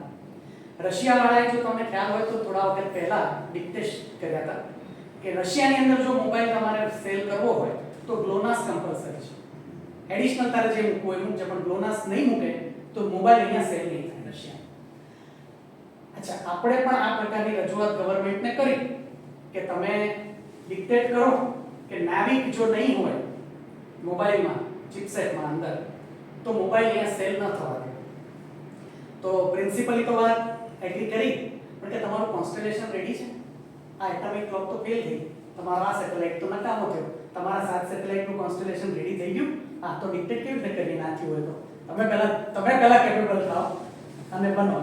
ટૂંકમાં એ તો એમણે કીધું કે કરીશું, પણ તમે એકવાર એક પોઈન્ટે પહોંચો ત્યારે પેરેલલી ઇસરોએ અમુક મોબાઈલ ચિપસેટ મેન્યુફેક્ચરર્સ, દાખલા તરીકે કોલકોમ, બ્રોડકોમ, આ બધાનો એપ્રોચ કર્યો. અમે જ્યારે ગવર્નમેન્ટના પોલિસી તો સેપરેટ છે ઘણી, અને અમે એમને કીધું કે આ અમારું નાવિક સિગ્નલ છે જે ઇન્ડિયામાં તો ઓલવેઝ વિઝિબલ છે, તો તમે એને અંદર નાખો અને તમારી સાથે આપણે ડિટેલ્સ શેર કરવા તૈયાર છીએ. અને એમને અમે પરસ્યુ કર્યા ટુ સમ એક્સટેન્ટ, અને બંને કંપનીએ પોતાના ચિપસેટમાં એ નાખ્યું છે. એટલે અમુક મોબાઈલ હેન્ડસેટની અંદર જે ચિપસેટ આવે છે એટલે મેન્ડેટરી મેન્ડેટરી નથી, પણ આપણે એને પેનેટ્રેટ કરવાનો કોશિશ કરીને કર્યું છે. એટલે આ બધું encryption algorithm, simulator development, atomic clock development, અચ્છા કોડ ડિઝાઇન. કોડ ડિઝાઇન એક આખો નવો ટોપિક છે જે પણ મારે ત્યાં જ ડેવલપ થયો આખો, કે એમાં બહુ નથી જવા માંગતો કે સિવિલિયન કોડ જે છે એ ખાલી જીપીએસ ની વાત કરું તો એવરી 1 મિલિસેકન્ડ રિપીટ થાય એવો કોડ છે. એટલે શું છે કે તમે જ્યારે લોકલી રિસીવરને લોક કરવું હોય તો તમે એ સિગ્નલ, એ કોડ તમે જનરેટ કરો લોકલી તો 1 મિલિસેકન્ડ ની અંદર કોરિલેશન થઈ જાય તમે, બરાબર ને? ક્યાં સુધી કોરિલેટ થયું તમને ખબર પડી જાય. ડિફેન્સના કોડ છે આ જે મિલિટરી માટેના કોડ. જીપીએસ ની વાત કરું તો 1 વીક લાંબો કોડ છે, 1 વીક લોંગ કોડ. તો 1 વીક લોંગ કોડ હોય તો હું કોરિલેટ ક્યાંથી કરું? મને અત્યારે કઈ જગ્યાએ બીટ્સ હશે ખબર જ ન પડે. મને ટાઈમિંગ જ્યાં સુધી મળે નહીં કે આ વીકમાં હું કઈ જગ્યાએ હોઈશ ત્યાં સુધી હું કોરિલેટ નહીં કરી શકું, એટલે લોક નહીં થઈ શકે. તો જીપીએસ વાળા શું કરતા? શરૂઆત એમણે પણ એવી કરી કે પહેલા એ લોકો જીપીએસ ના ડિફેન્સ રિસીવર સિવિલિયન સિગ્નલને લોક થાય એમના જ સિવિલિયન સિગ્નલ લોક થાય એટલે પેલો XYZ B ને કારણે તમને ટાઈમિંગ મળી ગયું. ટાઈમ મળી ગયો તો એ ટાઈમ ઉપર હવે ડિફેન્સના કોડનું કઈ બીટ હશે એ તમને ખબર પડે છે, અને પછી તમે કોરિલેટ થઈ જાવ છો. પણ એનો મતલબ એ થયો કે defence receiver is dependent on civilian signal. એટલે શરૂઆતમાં તો આવું જ હતું. જો આવું હતું તો now coming to the jamming and spoofing aspect of એની સિગ્નલ. જામિંગ એટલે શું? જામિંગ એટલે કે તમારું સિગ્નલ જે છે એ જેમ થઈ જાય. એટલે કે હું અહીંયા અત્યારે સેટેલાઇટ વિઝિબલ હોવા છતાં, એનું સિગ્નલ મારી સુધી પહોંચતું હોવા છતાં બીજું એક લોકલ હાઈ પાવર ટ્રાન્સમીટર એવું છે કે જે એ સિગ્નલને મારા સુધી પહોંચવા દેતું નથી અથવા તો કોરિલેટ થવા દેતું નથી. ઓવરપાવર કરી દે છે, હાઈ પાવર ટ્રાન્સમિટ કરીને લોકલ એરિયામાં થાય. દાખલા તરીકે હું આખા ભારતમાં ન કરી શકું, પણ મને એવું હોય કે આ મનીષાના અહીંયા ના આવવું જોઈએ, તો અહીંયા લોકલી હું એક એવું હાઈ પાવર ટ્રાન્સમીટર ક્યાંથી છે મને ખબર ન પડે, આજુબાજુમાંથી ક્યાંથી હાઈ પાવર ટ્રાન્સમિટ કરું તો મને જીપીએસ ના મળે. પ્રાઇમ મિનિસ્ટરને કોન્વોય જતું હોય તો સિક્યુરિટી થાય છે. પહેલા જામર હોય જ છે, એ એક આ ટાઈપના જામર. તો એ જામિંગ થયું એટલે શું થાય? મારું રિસીવર કામ નહીં કરે, એટલે મને પોઝિશન નહીં મળે. એટલે મને ખોટી પોઝિશન નથી મળવાની, મને પોઝિશન જ નથી મળવાની. મને રિસીવર એમ કહે છે કે સોરી, નો પોઝિશન. આ જામિંગ થયું. હવે સ્પૂફિંગ. ટ્રાન્સમીટર કેવું હોય? આ ટ્રાન્સમીટર એટલે આમ તો બેઝિકલી મેં તમને કીધું કે સિમ્યુલેટર જે છે, simulator is one kind of transmitter. એટલે કે તમે એક ડિજિટલ ડેટા જનરેટ કરે એક ફ્રીક્વન્સી જનરેટ કરે, એની ઉપર મોડ્યુલેશન થાય અને એક હાઈ પાવરથી એને પાવર એમ્પ્લીફાયરથી ટ્રાન્સમિટ કરે. અને એ જીપીએસ ના જેમર બહુ જ સસ્તામાં અવેલેબલ છે અને ખૂબ સરળતાથી જીપીએસ જેમ થઈ શકે છે. ખૂબ સરળતાથી, બરાબર. એટલે પણ લોકલ, તમે એને ગ્લોબલી નથી કરી શકતા, તમે અમુક એરિયામાં કરી શકો છો, બરાબર. પણ જો સસ્તા કોઈ બી લઈ શકે.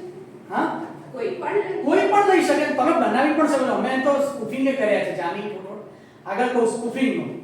now સ્પૂફિંગ એટલે મોર ડેન્જરસ. તમને ખબર પણ ન પડે કે આ બધું શું થઈ રહ્યું છે, તમને પોઝિશન મળે ને ખોટી મળે, બરાબર. એનો મતલબ શું કે તમને સેટેલાઇટ લોક થાય પણ તમારો જે ઇન્ટેન્ડેડ સેટેલાઇટ છે એની લોકલ ટ્રાન્સમીટરનું સિગ્નલ લોક થાય, પણ એને સિગ્નલ જનરેટ એવું કર્યું હોય કે as if satellite is transmitting complete format એ જ સેટેલાઇટનો ડેટા ફોર્મેટ, એની જ ફ્રીક્વન્સી, એના જ ટાઈપનો ડિલે, એ બધું જ જનરેટ કરીને તમને પહોંચાડે અને હાઈ પાવરમાં આવે કારણ કે નજીકથી હોય. એટલે તમે એમ કહો કે મારે સેટેલાઇટ નંબર 6 લોક કરવો છે, એનો કોડ હું નાખું છું રિસીવરમાં કોરિલેટ કરવા માટે. જેવો હું એ કોડ નાખું એટલે લોકલ કોડ જે હાઈ પાવર જનરેટ થયો છે એ લોક થઈ જાય, સેટેલાઇટ લોક નહીં. એટલે મારી પાસે એના લોકેશન આવશે, એના સેટેલાઇટના લોકેશન જે પેલાએ મોકલવાના હતા આણે જે નાખ્યા હોય એ આવશે મને, અને હું મારી પોઝિશન એ રીતે કાઢીશ. એટલે એ આખી જુદી નીકળી શકે છે. પણ ટૂંકમાં જ્યારે આપણે એક પોઝિશન પર હોઈએ છીએ ત્યારે we are connected to only one satellite or there is a set of set of satellite 8 થી 10 સેટેલાઇટ મિનિમમ 4 જરૂર છે, 6 થી 7 વિઝિબલ હોય છે, અને તમે બીજા કોન્સ્ટેલેશનનો ઉપયોગ કરો તો 10-12 એટલે સેટેલાઇટ. કોઈ પણ એક સેટેલાઇટ જામ કરો તો પણ ખોટી લોકેશન જનરેટ સેટેલાઇટ જામ ન થાય, રિસીવર. રિસીવર જેમ કરો Signal. સી એક આજે સી જેમ અલ્ટિમેટલી સેટેલાઇટનું સિગ્નલ જામ થાય. જેમ કરે Lock that to lock. What you're trying to say is lock. Lock correct. સી જેમિંગ જામરમાં કેવું છે, એટલો હાઈ પાવર નીકળે ને કે બધા જ સેટેલાઇટ સિગ્નલ જામ થઈ જાય. પણ સ્પૂફિંગમાં એવું નથી. સ્પૂફિંગમાં તમારે ઇન્ડિવિડ્યુઅલ સેટેલાઇટ સ્પૂફ કરવા પડે, એટલે કે મારે દરેક સેટેલાઇટના સિગ્નલ જનરેટ કરવા પડે. અચ્છા, કોણ કરે? હવે મેં સિમ્યુલેટર બનાવ્યું છે તો આઈ નો હાઉ ટુ જનરેટ, બરાબર. તો અમે પોતે જ અમારા જ નાવિકને સ્પૂફ કરીને બતાવ્યું છે. એવી રીતે અમે જીપીએસ ને પણ સ્પૂફ કરીને બતાવ્યું છે. અમે અમારી જ ટીમે અમે જ જનરેટ કર્યા અને અમે જ બતાવ્યું કે જો ધીસ કેન બી સ્પૂફ. અને ટિપિકલી જેમ તું કહે છે ને કે જનરલી કોઈ છે ને રિસીવરની અંદર પણ ઘણા ઇન્ટેલિજન્સ આવે છે. દાખલા તરીકે સડનલી હું અમદાવાદમાં હતો, એમાંથી વડોદરા કેમ બતાવ્યું? આ તો કંઈક લોચો લાગે. એટલે આ લોકો શું કરે, પહેલા અમદાવાદથી જ ચાલુ કરે. તમને પહેલા હાઈ પાવરથી પહેલા અનલોક કરાવે, પછી લોક કરાવે. લોક પોતાનાથી કરાવડાવે અને અમદાવાદ જ બતાવે તમારું બતાવે, અને પછી તમને શાંતિથી બીજી બાજુ લઈ જાય. એટલે એવું થઈ શકે કે પ્લેન દિલ્હીથી અમૃતસર જતું હોય પણ અમૃતસરને બદલે Now that was a spoofing. બોર્ડરથી બહાર કાઢી અને દે. લકીલી પાયલોટને વિઝિબલી દેખાતું હતું કે આ ક્યાં રનવે છે, ક્યાંથી લેન્ડ કરવું. પણ એટલે સ્પૂફિંગ આટલું ડેન્જરસ છે. સ્પૂફિંગ પછીની આ જે ટેકનોલોજી જે સાંભળવામાં આવી કે પુટિન જ્યારે અહીંયા આવતો હતો ત્યારે એના સિગ્નલ બે પ્લેન વચ્ચેના બદલાતા હતા, એના લોકેશન બદલાતા હતા, એ શું છે? એ મને ખ્યાલ નથી, એ બહુ ખબર નથી પુટિનનું શું હતું. પુટિનના બે પ્લેન સાથે રહ્યા હા.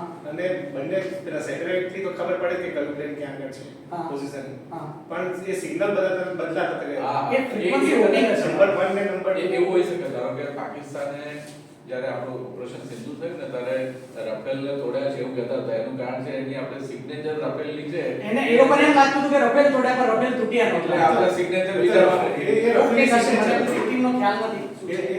પણ જુદી વસ્તુ છે. સ્પૂફિંગ અમે પણ કરેલું છે, અને આ જે એરપોર્ટ પર થયું, જે જનરલી કેવું હતું, સ્પૂફિંગ જેમિંગ બહુ થતા હતા, સ્પૂફિંગ બહાર બહુ નહોતા આવતા. આ પહેલી વખત ટ્રાય કરવામાં આવ્યો છે, અને દિલ્હી એરપોર્ટ પર તો લોકોને જયપુરની જગ્યા ડાયવર્ટ પહેલા તો દિલ્હીમાં જ કંઈક ખોટી જગ્યાએ લેન્ડ કરાવતા હતા, પછી એ લોકોએ જયપુર શિફ્ટ કર્યા પોતાનું લેન્ડિંગ. કોઈ 3-4 એરપોર્ટ પર સ્પૂફિંગ થયું. એટલે એનો મતલબ કે કોકે ટ્રાય કરી લીધો, રેકી કરી લીધી છે, હવે ભવિષ્યમાં એનો ઉપયોગ કરવો હોય તો કરશે, બરાબર. એવું છે. નાઉ કમિંગ બેક ટુ હવે એટલે હજી સ્પૂફિંગ ને શું કહે ડીકોડ કરવાનું બાકી છે. ના, એટલે સ્પૂફિંગમાં કેવું છે, સ્પૂફિંગને તમે ડીકોડ તો ન કરી શકો. ડીકોડ ઇન ધ સેન્સ તમારું રિસીવર તમે એટલું ઇન્ટેલિજન્સ બનાવી શકો કે આ સ્પૂફિંગ છે એ કેવી રીતે ખબર પડે, કહું તમને. હવે દાખલા તરીકે હું અત્યારે ધારો કે તમે સેટેલાઇટ કોરિલેટ કરે, સિગ્નલ મળ્યું તો સિગ્નલ સ્ટ્રેન્થ પણ હવે સેટેલાઇટના ડિસ્ટન્સને કારણે મને ખબર છે કે આની સિગ્નલ સ્ટ્રેન્થ કેટલી હોવી જોઈએ. લોકલ જ્યારે ટ્રાન્સમિટ કરીને મને લોક કરાવે છે ને તો એની સિગ્નલ સ્ટ્રેન્થ જે હોવી જોઈએ એની કરતાં 5 થી 10 dB વધારે આવે.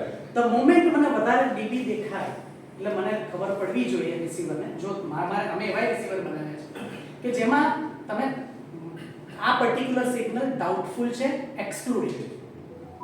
આટલું હાઈ સિગ્નલ હોઈ ન શકે સેટેલાઇટમાંથી, બરાબર?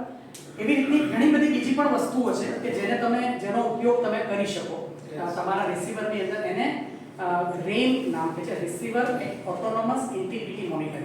એટલે કે બેસિકલી તમે સિગ્નલની ઇન્ટિગ્રિટી મોનિટર કરી રહ્યા છો કે આ સિગ્નલ સેટેલાઇટનું છે કે બીજું કોઈ છે, બરાબર? એના માટેની ટેકનિક્સ છે જે ડેવલપ કરવી જ પડે અને કરેલી જ છે અમે, અને એ વાપરવી પડે ડિફેન્સ.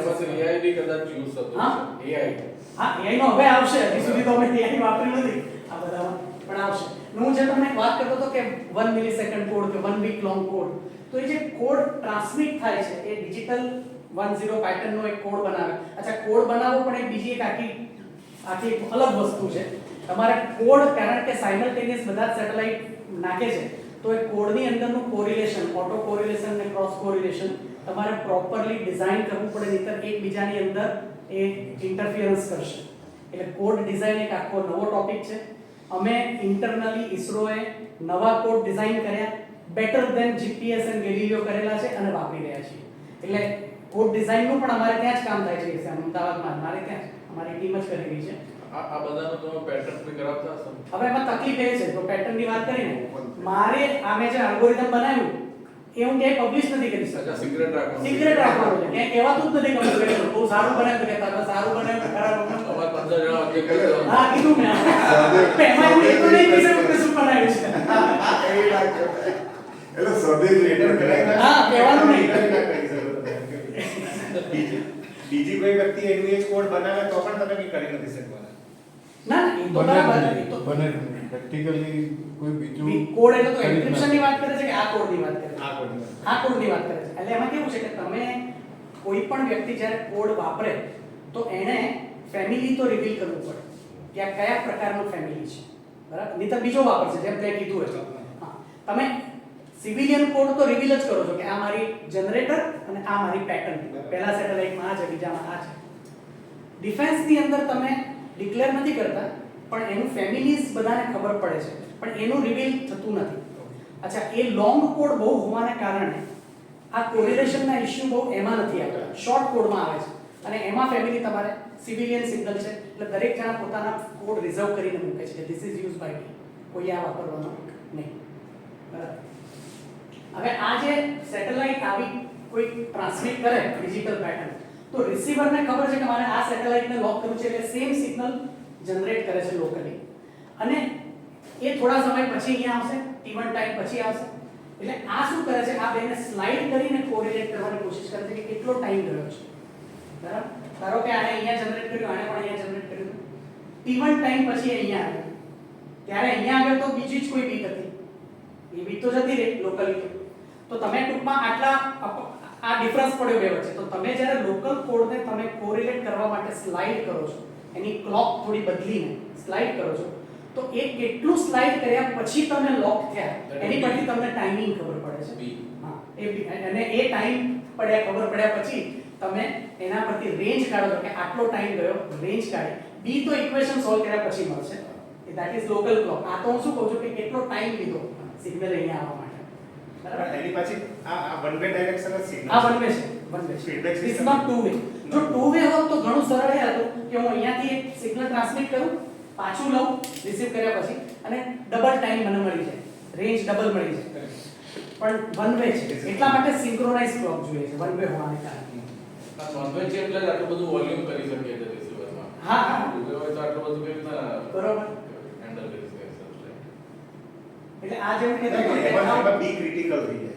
ટુ વે થાય ત્યારે બી ક્રિટિકલ થવું જોઈએ. એટલે જે મેં કીધું ને કે અત્યારે અલગ અલગ ટાઈમે આવે, આ જ્યારે અહીંયા રિસીવ થાય ત્યારે આનો ટાઈમ તો જતો રહ્યો. Now you have to slide it. તમારા લોકલને તમે સ્લાઇડ કરીને આની જોડે કોઇન્સાઇડ કરો, ત્યારે તમને જો આ સ્લાઇડ કરીને તમે જ્યારે એક્ઝેક્ટ મેચ થયું ત્યારે તમને એને કોરિલેશનની પીક મળે છે, આ ટાઈપની. ત્યાં સુધી આ નોઇઝ જેવી સિગ્નલ મળે. જેવી આ પીક મળે એટલે તમને ખ્યાલ આવી ગયો કે સ્ટોપ સ્લાઇડિંગ. તો તમે હવે કેટલું સ્લાઇડ કર્યું એ તમે મેજર કર્યા કરો છો. એ કેટલું સ્લાઇડ કર્યું એની પરથી તમને રેન્જ મળે છે. એ સેટેલાઇટ કેટલી ઉપર હશે. આ બધા અલગ અલગ સેટનેમ સિસ્ટમ્સ છે. હજી એક મિનિટ. હા. જે સ્લાઇડ કર્યું હા, એટલે સેટેલાઇટની પોઝિશન તમને ખબર પડી, સેટેલાઇટની રેન્જ ખબર પડે. સેટેલાઇટ પોઝિશન તો પોતાની બ્રોડકાસ્ટ કરે. બ્રોડકાસ્ટ કરે છે, હા. પણ રેન્જ ખબર પડી એટલે અહીંયા એક્યુરસી જે મળી એ મળી. હા, એટલે રેન્જની કેટલી એક્યુરેટલી તમે આ મેજર કરી શકો છો એની પરથી તમારી રેન્જની એક્યુરસી આવશે. બરાબર. હવે આને આટલું બોલ્યો છે તો હું આગળ કહી દઉં કે સિવિલિયન અને ડિફેન્સમાં એક્યુરસી કેમ વધારે આવે છે. કહું તને. આ જે છે ને તમે કેટલી એક્યુરેટલી આ કોરિલેશન પીક લઈ શકો છો તો કે આ બીટ પીરિયડના 1/10 સુધી 1/10 ઓફ ધીસ બીટ પીરિયડ સુધી તમે કોરિલેશન પીકને પકડી શકો છો. તો બીટ પીરિયડ જેટલો ઓછો એટલી તમારી એક્યુરસી વધારે. તો સિવિલિયન સિગ્નલનો કોડ રેટ ઓછો છે, ડિફેન્સ સિગ્નલનો કોડ રેટ 10 ગણો વધારે છે. એટલે એની એક્યુરસી 10 ગણી સારી થઈ શકે છે. એટલે એ એક્યુરસી સિવિલિયનમાં નથી મળતી. એટલે આ તે વાત કાઢી એટલે કહું કે અલગ અલગ નેવિગેશન સિસ્ટમ્સ છે. એનો આ એક છે અમુક એસબાસ જે તમે આ શબ્દ વાપર્યો satellite based augmentation system. Actually એ જીપીએસ માટેની જ સિસ્ટમ છે. નાવિક સિસ્ટમની એક્યુરસીનો મને હમણાં અઠવાડિયા પહેલા એક અનુભવ થયો હતો. સાચો ખોટો કેટલો છે મને નથી ખબર, પણ વડોદરામાં ટ્રાવેલ કરતો હતો અને એણે એ બોલ્યું કે 50 મીટર આગળ બમ્પ છે. નાવિક સિસ્ટમ બોલી કે 50 મીટર આગળ બમ્પ છે. કદાચ નાવિક મળે છે. મેં નાવિક કરી દીધી છે. એ જે નાઇટ ચાલુ કર્યું એટલે કે અઠવાડિયા પહેલા જ મેં કર્યું પણ 50 મીટર આગળ બમ્પ છે નતો. હા નાવિકની સિવિલિયન એક્યુરસી 20 મીટરની જેવું મેં વાંચ્યું. હા, એટલે કેવું છે એટલે મેં 50 મીટર નથી માપ્યું પણ બમ્પ પર એટલે પડ્યો. દરેક જણા શું છે પોતાની એક્યુરસીની ફિગર થોડીક રિલેક્સ લઈને કે ઓકે કન્ઝર્વેટિવ કે 20 મીટર કે તો હોય 10 મીટર પણ 20 મીટર કે. અચ્છા, આ બધી જે એક્યુરસીની વાત છે ને એ બહુ જ બધી સબ્જેક્ટિવ છે. સબ્જેક્ટિવ કઈ રીતે? સિંગલ ફ્રીક્વન્સી તમે વાપરો છો કે ડ્યુઅલ ફ્રીક્વન્સી વાપરો છો? અચ્છા, ડ્યુઅલ ફ્રીક્વન્સી નો ઉપયોગ કેમ અને એનાથી શું ફાયદો? એક્ચ્યુઅલી આપણે મેં જેમ કીધું કે સિગ્નલ ટ્રાવેલ ટાઈમ આપણે મેજર કર્યો, પણ હવે સિગ્નલ છે ને આયોનોસ્ફિયરમાંથી પાસ થાય છે. વચ્ચે 100 થી 1000 કિલોમીટરની આસપાસનો જે એરિયા છે આયોનોસ્ફિયર છે. આયોનોસ્ફિયર એમાં ઇલેક્ટ્રોનિકલી ચાર્જ પાર્ટિકલ્સ ઇલેક્ટ્રોન્સ છે. એને કારણે તમારું રેડિયો વેવ સ્ટ્રેટ ડાયરેક્શનમાં નથી આવતો, બેન્ટ થઈને આવે છે. એટલે તમે તો એને વધારે ડિલે જ ગણશો કે આટલો વધારે ટાઈમ લીધો છે એમ મનાશો. એટલે તમારી રેન્જ થોડી ખોટી આવશે. એ ખોટી રેન્જ આવે તો તમારી પોઝિશન ખોટી આવશે. તો આ તો પહેલેથી વેલ નોન હતું. જ્યારે આ જીપીએસ બન્યું ત્યારની આ વાતની ખબર છે. તો શું કરવું? તો એના એમની તો સિવિલિયન ફ્રીક્વન્સી તો સિંગલ ફ્રીક્વન્સી જ હતી જીપીએસ ની. તો સિંગલ ફ્રીક્વન્સીમાં હવે આને કેવી રીતે શું કરવું? તો એના એમને મોડેલ્સ આપે. ગ્લોબોશોર મોડેલ એક ફેમસ મોડેલ છે. એ મોડેલનો ઉપયોગ તમે કરો અને કરેક્શન કરો રેન્જમાં એટલે તમને રેન્જ થોડી ઘણી સાચીની નજીક મળશે. બરાબર. હવે એ યુએસ માટે તો ઓકે હતું કારણ કે ત્યાં એનોસ્ફિયરની એટલી ડિસ્ટર્બન્સ નથી. પણ India is a tropical region. ત્યાં આયોનોસ્ફિયરનું ડિસ્ટર્બન્સ ઘણું વધારે છે. એટલે આપણે ત્યાં તો એની 50 મીટરની એરર આવે, 100 મીટરની એરર આવે તો શું કરવું? તો લોકો વાપરે નહીં, સિવિલિયન ન વાપરે. તો આપણે બે ફ્રીક્વન્સી આપી, સિવિલિયનને પણ અને ડિફેન્સને પણ. બે ફ્રીક્વન્સીમાં જો તમે મેજર કરો એક જ જગ્યાએ તો તમે આયોનોસ્ફિયરની એરરને ટોટલી રિમૂવ કરી શકો છો. એના ઇક્વેશન્સ છે નાવિકમાં પણ પ્યોર પણ મોટા ભાગે તો આપણે જીપીએસ વાપરીએ છીએ અત્યારે. બરાબર, ઇટ્સ ઓકે. પણ તમને એનોસ્ફિયરની એટલી એક્યુરસીની ક્યાં જરૂર છે એની પર વાત છે. તમારી એવી એપ્લિકેશન હોય કે જેમાંથી 10 20 25 મીટરથી કોઈ ફેર નથી. આજે માણે કીધું કે 50 મીટર હોય કે 70 મીટર હોય મને ખબર નહીં બમ્પ હતો. બરાબર. તો તમે ડ્યુઅલ ફ્રીક્વન્સીની જરૂર ક્યાં પડે કે જ્યાં એવી એપ્લિકેશન્સ છે કે જ્યાં એક્યુરસી વેરી ઇમ્પોર્ટન્ટ અને ઇન્ડિયન રિજનમાં જ વાપરો છો ને આયોનોસ્ફિયરિક ડિસ્ટર્બન્સ બહુ વધારે છે.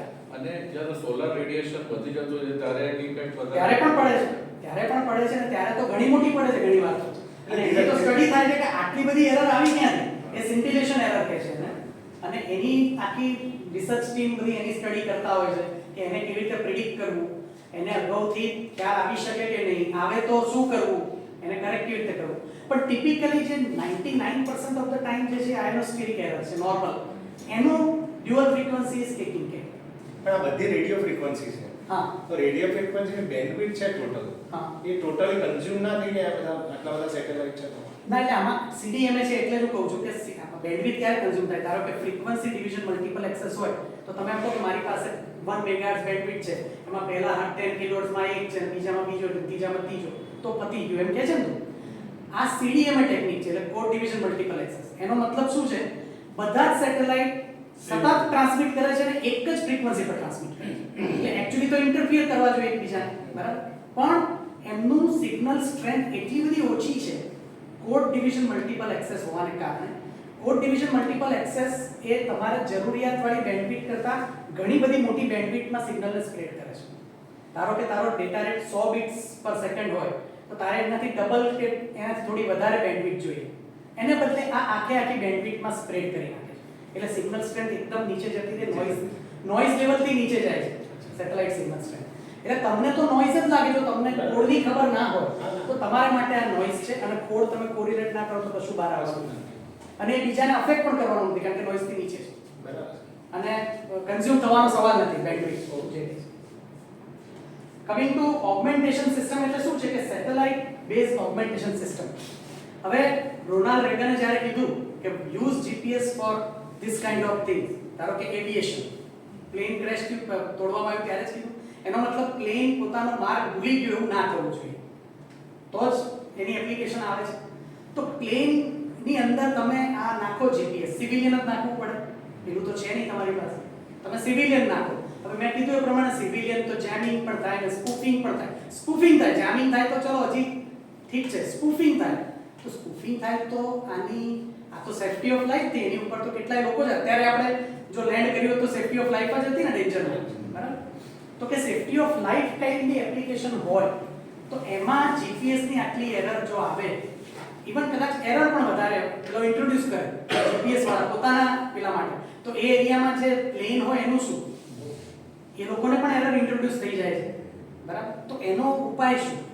એના ઉપાય માટે અથવા તો સિલેક્ટિવ અવેલેબિલિટી જે મેં કીધી કે ડેલિબરેટ ઇન્ટ્રોડક્શન ઓફ એરર્સ, એનો ઉપાય શું? તો એનો ઉપાય છે differential mode of operation. Differential mode of operation એટલે હું આ જગ્યા મારી પાસે વેલ સર્વેડ પોઈન્ટ છે, XYZ લોકેશન આનો છે મારી પાસે, બીજી કોઈ મેથડ નથી.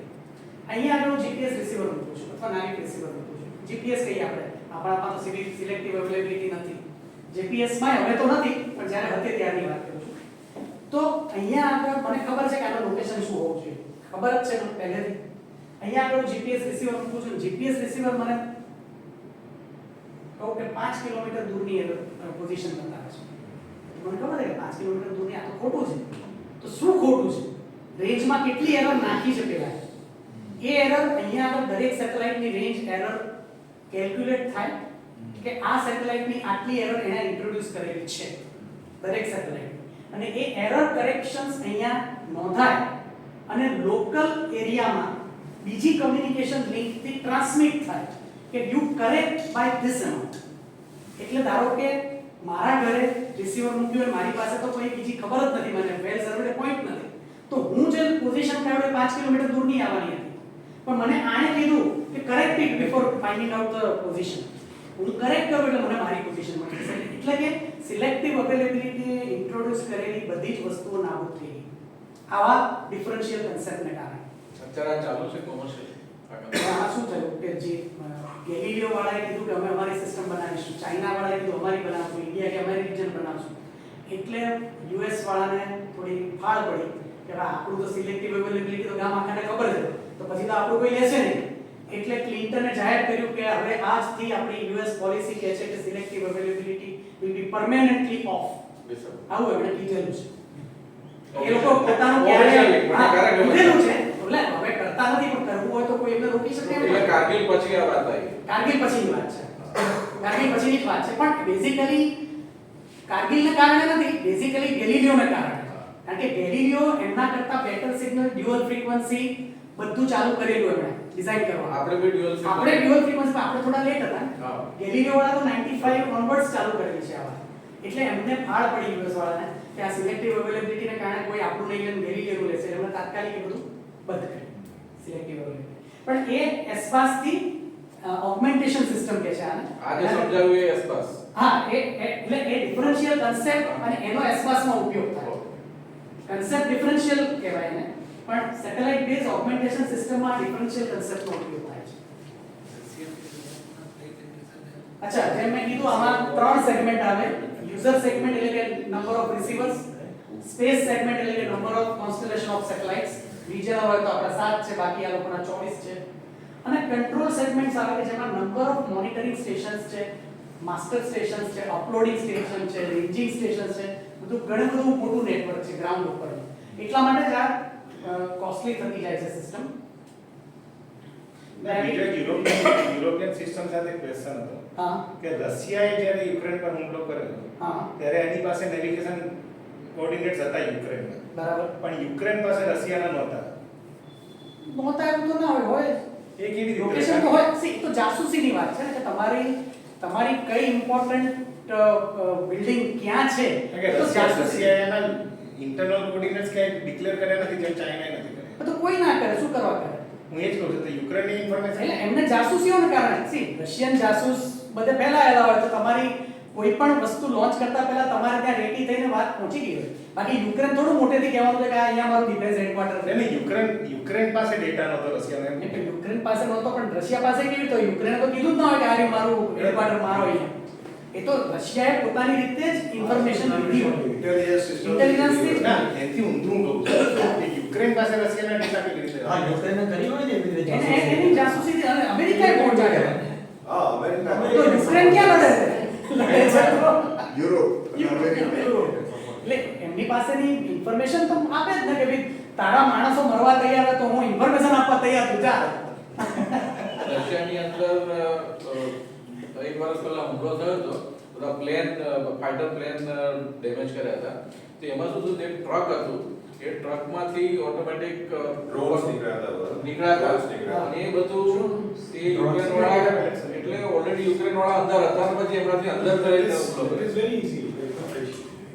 એટલે એ તો બધું થવાનું. બરાબર?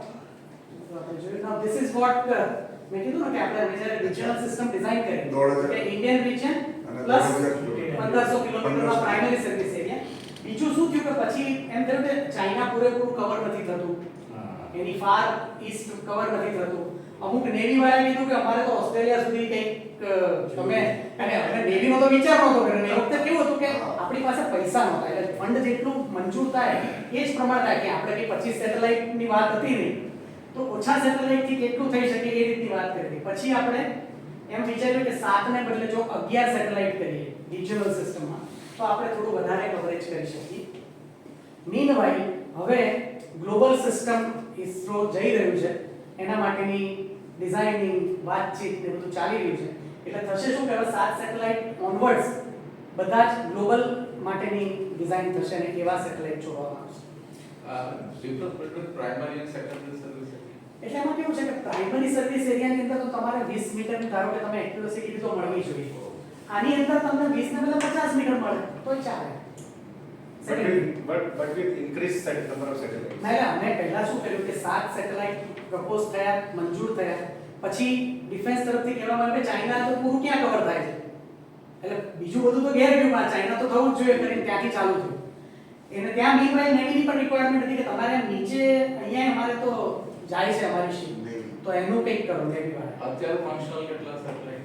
અત્યારે 4 એક સેટેલાઇટ જ ફંક્શનલ છે અને હવે આપણે સ્પીડ પકડવાની છે અને હવે કોઈ એવો પ્રોબ્લેમ નથી. જે કંઈ પણ લૂપહોલ્સ હતા એ બધા જ પકડાઈ ગયા છે અને હવે now it's a matter of launching fast. પ્રેસમાં અત્યારે માત્ર ધોવાય છે. ના ધોવાય છે. એનું કારણ છે કે આ એટમિક ક્લોક ફેલ ગઈ. હવે મારે અમુક વસ્તુ ના કહેવી જોઈએ, પણ જ્યારે આ 7 સેટેલાઇટ છોડવાનું નક્કી થયું ને ત્યારે મેં જ ઓબ્જેક્શન લીધું હતું કે આ લોકો છે ને ડિફેન્સ સિગ્નલમાં પણ શોર્ટ કોડ નાખેલો છે પહેલા 7 સેટેલાઇટ, અને મેં ઓબ્જેક્શન લીધું હતું. મેં કીધું હતું કે આ બરાબર નથી અને આપણે લોંગ કોડ નાખવા જોઈએ અને આ short code is a threat અને આ ડિફેન્સમાં તકલીફ પડશે આગળ ઉપર. સમહાઉ અમારા ડાયરેક્ટર અને ચેરમેન એ વખતે માન્યા નહીં. અમે મારું પ્રેઝન્ટેશન કર્યું હતું, એગ્રી પણ થયા લોકો, પણ એમના પોતાના પર્સનલ પેલા માટે ઘણો કે જે મેં તો સ્કૂફ કરીને બતાવ્યું મેં કીધું એન્ક્રિપ્શન એલ્ગોરિધમ તોડ્યા વગર તમારું આ સિગ્નલ મિમિક થઈ શકે એમ છે. એ અમારી ટીમ દ્વારા મેં એ આખું એક્સપેરિમેન્ટ કરીને બતાવ્યો અને કીધું કે તમે સેટેલાઇટ ભલે મોડા છોડો પણ ડિફેન્સ સિગ્નલ માટે લોંગ કોડ ડિઝાઇન કરવાનું કહો, અમે કરશું અને મૂકશું, ઝડપથી કરશું એવું લાગે. એ વખતે ના માને કે 7 સેટેલાઇટ તો એઝ ઇટ ઇઝ આમ જ જશે, એમને ગવર્નમેન્ટમાં જે જવાબ આપવો મને નથી ખબર. પછી તો માછલા ધોવાયા જ. તમારે આ જેવો સેટેલાઇટ છૂટ્યો એટલે કોકે કીધું કે આ તો અમે તોડી નાખ્યું. તો પછી અમને પૂછ્યું, મેં કીધું મેં તો પહેલા તોડીને કીધું હતું તમને આ ના મોકલાય, નથી મામલતદાર તો શું કરવું.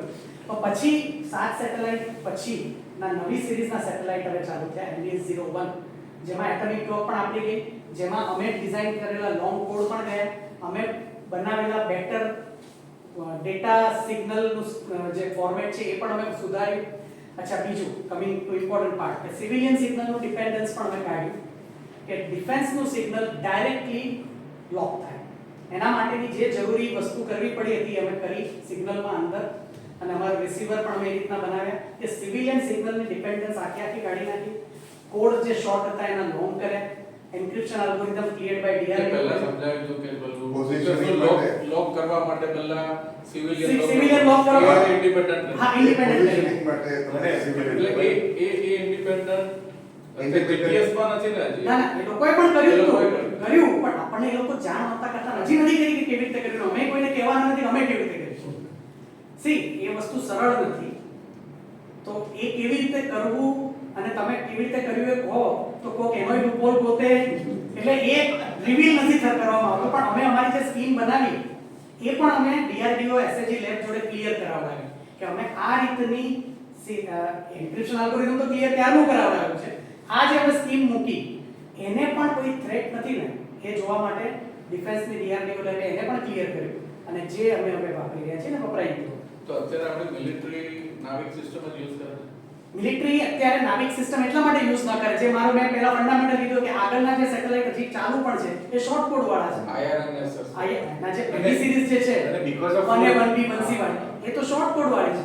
મેં કીધું ડિફેન્સ વાળા શોર્ટ કોડના સેટેલાઇટ નહીં વાપરે, મારું સાંભળ્યું નહીં, અથવા સાંભળ્યું સમજ્યા તો હોય પણ હવે એમના જે પ્રેશર હવે ટાઈમ પ્રેશર target. એટલે પછી હવેની સિરીઝ જે છે એમાં અમે જ ડિઝાઇન કરેલું એલ્ગોરિધમ છે, અમે જ ડિઝાઇન કરેલા કોડ છે, અમે જ ડિઝાઇન કરેલી એક્વિઝિશન સિસ્ટમ છે આખી આ રિસીવરની, બધું જ ઇન હાઉસ અહીંયા બનેલું. એટમિક ક્લોક પણ હવે ઇન હાઉસ પણ બનેલું. redundant atomic clock છે એ પણ similar ના, એટલે છે. અમે અત્યારે શું કર્યું, MBS-01 જો પહેલો સેટેલાઇટ નવી પેલાનો છોડ્યો એમાં એક, અચ્છા, પેલા કંપનીને જ્યારે કહેવામાં આવ્યું એટલે એ લોકોએ એમનો લૂપહોલ ગોત્યો અને એમણે સુધાર્યો, પણ અમે એમની પર પૂરેપૂરો ભરોસો કરવા તૈયાર નહોતા. એટલે અમે બે ક્લોક હવે એવી રીતે મૂકી, એક આપણી એક એમની, અને પ્રાઇમરી આપણી, એટલે આપણીનું ટેસ્ટ થઈ જાય. ના થાય તો એમની પર સ્વિચ થઈશું, બાકી આપણી ચાલે જ છે. ને એકવાર એ ચાલી ગઈ, જે ચાલી જ ગઈ છે તો પછી હવે અમે ઇનહાઉસ જ બનાવશું. હવે ઇનહાઉસ બનાવવામાં એક તકલીફ પડતી હોય છે કે એક સાથે તમે 25 ક્લોક નથી બનાવી શકતા. કેપેસિટી. એટલા માટે અમે પ્રાઇવેટ કંપની જોડે ટાઈપ પણ ચાલી રહ્યું છે, થઈ રહ્યું છે કે એ લોકોને અમે ટેકનોલોજી આપીએ અને પેરેલલી એ લોકો પણ પેરેલલ ક્લોક બનાવે છે, જેથી આપણો ટાઈમલી આપણને બધી હા. કયા atomની frequency use કરી આપણે? હવે જો એ મારો વિષય નથી એટલે હું એમાં નહીં કહી શકું, એ નથી મારો વિષય. એ કઈ પ્રાઇવેટ કંપની? હા, એ કંપનીનું નામ શું? પ્રાઇવેટ કંપની રસ પડ્યો નથી. ના, હૈદરાબાદ બેઝ કંપનીને એપ્રોચ કરવામાં આવ્યો છે અને હજી ફાઇનલ આપી દીધું એવું નથી, અને એક કંપનીની ચાલવાનું નથી, 2-3 કંપનીની જોડે એને ટાઈપ કરવાની વાત છે. રસ હોય તો કહેજો. હું પબ્લિક લિમિટેડ Doesn't matter. હવે તો સ્પેસ સેક્ટર ખોલી ના, કાઢ્યું બોલ્યું જ છે ને. C, that is the reason. Doesn't matter, private ISRO વાળા જે કરી શકે એ એના કરતા મલ્ટીફોલ્ડ કામ થઈ શકે જો બીજા લોકોને ઇન્વોલ્વ કરો. અને ઇસરો વાળા એમને શીખવાડે જ્યારે જે એ લોકો બી 0 થી ચાલુ કરશે તો બહુ તકલીફ પડશે, પણ અમે લોકો એને અમારી ફેસિલિટી વાપરવા દઈશું. અમારી જે લેબ છે, ટેસ્ટિંગ લેબ છે, એ અમારી વાપરે. એમને જે તકલીફ પડતી હોય ત્યાં અમે ગાઈડન્સ આપીએ, તો બાકી એ લોકો કરે. DRDO વાળા એવું કરે છે. હા, એટલે હવે બધા જ એ બાજુ જઈ રહ્યા છે. Google Maps માં navig છે તો એ neighboring country એનો advantage ના લઈ શકે આપણી સામે? એ તો લેતા જ હશે, આપણે જેમ લઈએ છીએ બીજા બધાનો એમ આપણો લેશે. પણ એમાં એડવાન્ટેજ લઈને શું કરે? Location accuracy. લોકેશન તો એને નાવિક વગેરે મળવાના છે. લોકેશન આજે કેવું છે, આજે બધા જ રિસીવર છે ને મલ્ટી જીએનએસએસ રિસીવર થઈ ગયા છે. કોઈ પણ રિસીવર એક કોન્સ્ટેલેશન પર આધાર નથી રાખતું. એનું કારણ શું છે કે ધારો કે કોઈએ એને જામ કે સ્પૂફ કર્યું તો તમે કે મારું રિસીવર તો જીપીએસ જામ થયું તો નાવિક લઈ લેશે, નાવિક જામ થયું તો ગેલિલિયો લઈ લેશે, ગ્લોનાસ લઈ લેશે અને કરી લેશે. એટલે રિસીવરની અંદર તમે એવી ઇન્ટેલિજન્સ રાખો કે જે સિગ્નલ તમને ટ્રબલસમ લાગે એને કાઢી નાખો, અથવા તો જામ જ થઈ ગયો હોય તો બીજા જે અવેલેબલ હોય એનો ઉપયોગ કરો. પણ હવે મલ્ટી જીએનએસએસ નો જમાનો છે. પહેલા જે પોતાની એક પેલી હતી કે આ તો જીપીએસ જ રિસીવર હતું. ના, જીપીએસ રિસીવર એવું નહીં. એની જે કંઈ પણ છે કોન્ફિગરેબલ ચેનલ્સ છે બધી, કે તમારે એ જ ચેનલનો ઉપયોગ કરીને જીપીએસ સેટેલાઇટ લેવા છે અને એને કોન્ફિગર કરીને તમે નાવિક સેટેલાઇટ પણ લઈ શકશો જો લેવા હોય તો. તો જે લાઈક પાકિસ્તાન હોય તો ડિફેન્સમાં ઇન્ડિયાને એડવાન્ટેજ કઈ રીતે? હા, હવે કહું કે જેમ નાવિકનો ડિફેન્સ સિગ્નલ જે છે એ કોઈને ખોલેલું નથી. તો જે વસ્તુ જેમિંગ કરવાની વાત સિવિલિયન સિગ્નલની છે એ પાકિસ્તાનની અંદર આપણે જઈને જામીન તો કરી શકવાના છે, જે જગ્યાએ કરવું હોય તે. જે વસ્તુ આપણી પર એટેક થાય એ આપણે બીજાને કરી છે. વાત એ છે કે civilian signal can be jammed and spoof easily locally. જ્યારે ડિફેન્સ સિગ્નલનો તો કોડ જ ખબર ના હોય ને તો બધું નોઇઝ જ રહેવાનું છે, તમે ગમે તે ટ્રાન્સમિટ કરો એ સ્પૂફ નહીં થઈ શકે. જેમ હજી થઈ શકશે, લોકલી જેમ હજી થઈ શકશે ઇવન ડિફેન્સ સિગ્નલ, પણ સ્પૂફ નહીં થઈ શકે. આજે ઇલેક્ટ્રોનિક વોરફેર કે છે એમાં બધું હા, બધું છે. ઓપરેશન સેન્ટરમાં આપણે બહુ કર્યું આ હતું. બધું- એમાં તમે હેલ્પ કરો મિલિટરીને કે ડીઆરડીઓ વાળા કરે? અમે છે ને કોઈ પણ વસ્તુ જનરેટ કરી અને એમને હેન્ડઓવર કરી દઈએ છીએ. દાખલા તરીકે ડિફેન્સનું કમ્પ્લીટ અમે એલ્ગોરિધમ મારું છે, મેં જ બનાવેલું છે. હવે એલ્ગોરિધમ હું જ જો વાપર્યા કરું તો એમને મારી પર વિશ્વાસ શેનો પડે? આઈ એમ અ સિવિલિયન. હું જ ફૂટી જાઉં તો? એટલે વાત એ છે કે અમે આ બનાવી એમની લેબ દ્વારા જ ક્લિયર કરાવડાવી, we hand over to them, let them operate. એટલે ક્યારે કી એમણે બદલી ના બદલી શું કર્યું that only they know, we don't come in between. બાકી ઇસરો ઉપર પણ એમણે શું કરવા ભરોસો કરવો જોઈએ? ન જ કરવો જોઈએ. એટલે એ લોકો ઇવન અપલોડિંગ સ્ટેશન તો ઇસરોના છે, પણ અમે મિકેનિઝમ એવી બનાવી છે કે they can upload sitting at their place with some network. અને એ અમારા માસ્ટર કંટ્રોલ ફેસિલિટી એમસીએફ હસનમાં છે, ત્યાંથી અપલોડિંગ એ લોકો જ કરી શકે, એ લોકો જ જે કરવું હોય કરી શકે એવો કંટ્રોલની મિકેનિઝમ સેટ કરી દીધેલી છે કે જેથી અમે પિક્ચરમાં આવેલી એમસીએફ નો લોકલ સ્ટાફ પણ પિક્ચરમાં આવે. એમણે શું કર્યું ક્યારે કર્યું કોઈને ન ખબર પડી જોઈએ. પણ આજે 7 સેટેલાઇટ છે કે જે પણ સેટ ઓફ સેટેલાઇટ્સ છે, they are talking to each other or they are able to talk to each other? Not right now. ફ્યુચરમાં આપણો લાસ્ટ સ્લાઇડ આવશે એમાં અમે ઇન્ટર સેટેલાઇટ લિંક આપવાના છીએ.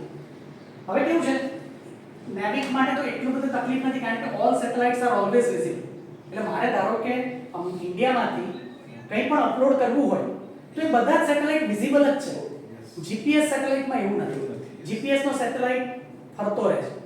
હવે ધારો કે એ અહીંયા આવ્યો અને યુએસ ને અપલોડ કરવું હોય તો પેલા ભાઈ હું તો અહીંયા છું ને પેલો તો કોરિયા બાજુ છે, તો એમણે કોરિયા બાજુ અપલોડિંગ સ્ટેશન મૂકવું પડે અને અપલોડ કરવું પડે. અથવા ઇન્ટર સેટેલાઇટ લિંક હોય તો તમે અહીંયાથી તમારા સેટેલાઇટને અપલોડ કરો, ત્યાંથી નિયર બાય ને ત્યાંથી નિયર બાય ને કરતો પહોંચી જાય.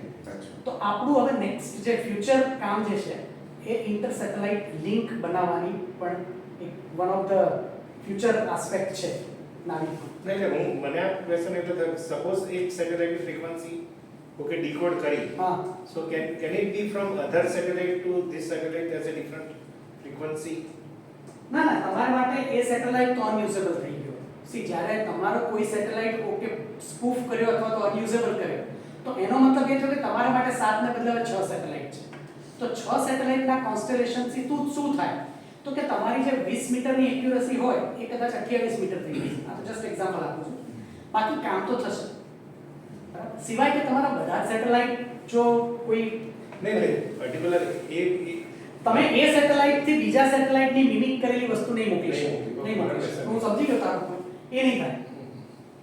બરાબર. આ બધા એના ગ્રાઉન્ડના જે networking, laser ranging stations, telecommand, uplinking station, ઘણા બધા ઇન્ફ્રાસ્ટ્રક્ચર તમારે ઇન્ડિયા લેવલે પણ કરવા પડે. હવે આપણે બહાર પણ કરી રહ્યા છીએ એક બે જગ્યાએ. એટલે ફ્રેન્ડલી કન્ટ્રી, ફ્રેન્ડલી કન્ટ્રીઝમાં ઇન્ડોનેશિયા, મોરેશિયસ બધી જગ્યાએ વાતો ચાલે જ છે અને થશે. કારણ કે ગ્લોબલ જવું હોય તો તમારે એ દિશામાં અત્યારથી વિચારવાનું છે અને એટલા માટે જ આઈએસએલ ઇન્ટર સેટેલાઇટ લિંકની પણ વાત થઈ જ રહી છે. આ બધા એના લોકેશન છે. તો એ જ્યારે આપણે ગ્લોબલ થશું ત્યારે પછી એની ઓર્બિટ જુદી થશે. હા હા ચોક્કસ એ 20,000 ની આસપાસ જ આવવું પડે તમારે. આ 36,000 અરાઉન્ડ 20,000 કિલોમીટરની ઓર્બિટમાં આવવું પડે.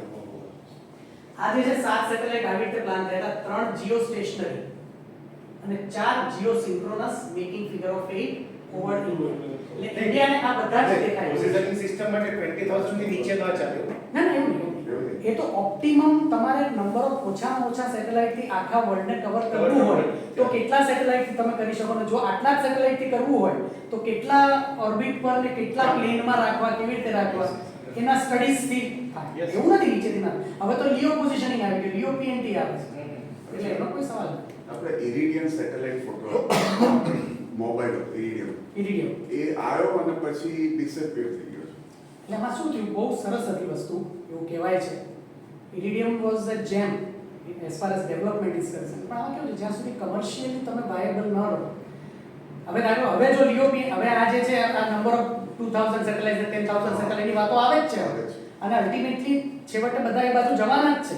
એ કદાચ અહેડ ઓફ ટાઈમ હશે, કદાચ એનું કમર્શિયલી એ વાયેબલ ન કરી શક્યો, લોકોને કન્વિન્સ ન કરી શકે. બાકી હવે એ વસ્તુ થઈ જ રહી છે આપણી બાજુ.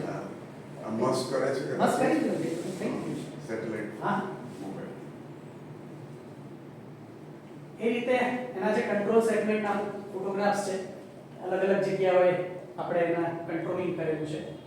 એમાં પણ રિડન્ડન્સી રાખવી પડે. ધારો કે એક કંટ્રોલ સ્ટેશન માં કે જેમી કે કંઈ થાય તો બીજું અપાર્ટ ફિઝિકલ ઘણું દૂર બીજું એક રાખવું પડે, ત્રીજું રાખવું પડે, એ બધા ધ્યાન રાખવામાં આવ્યા છે.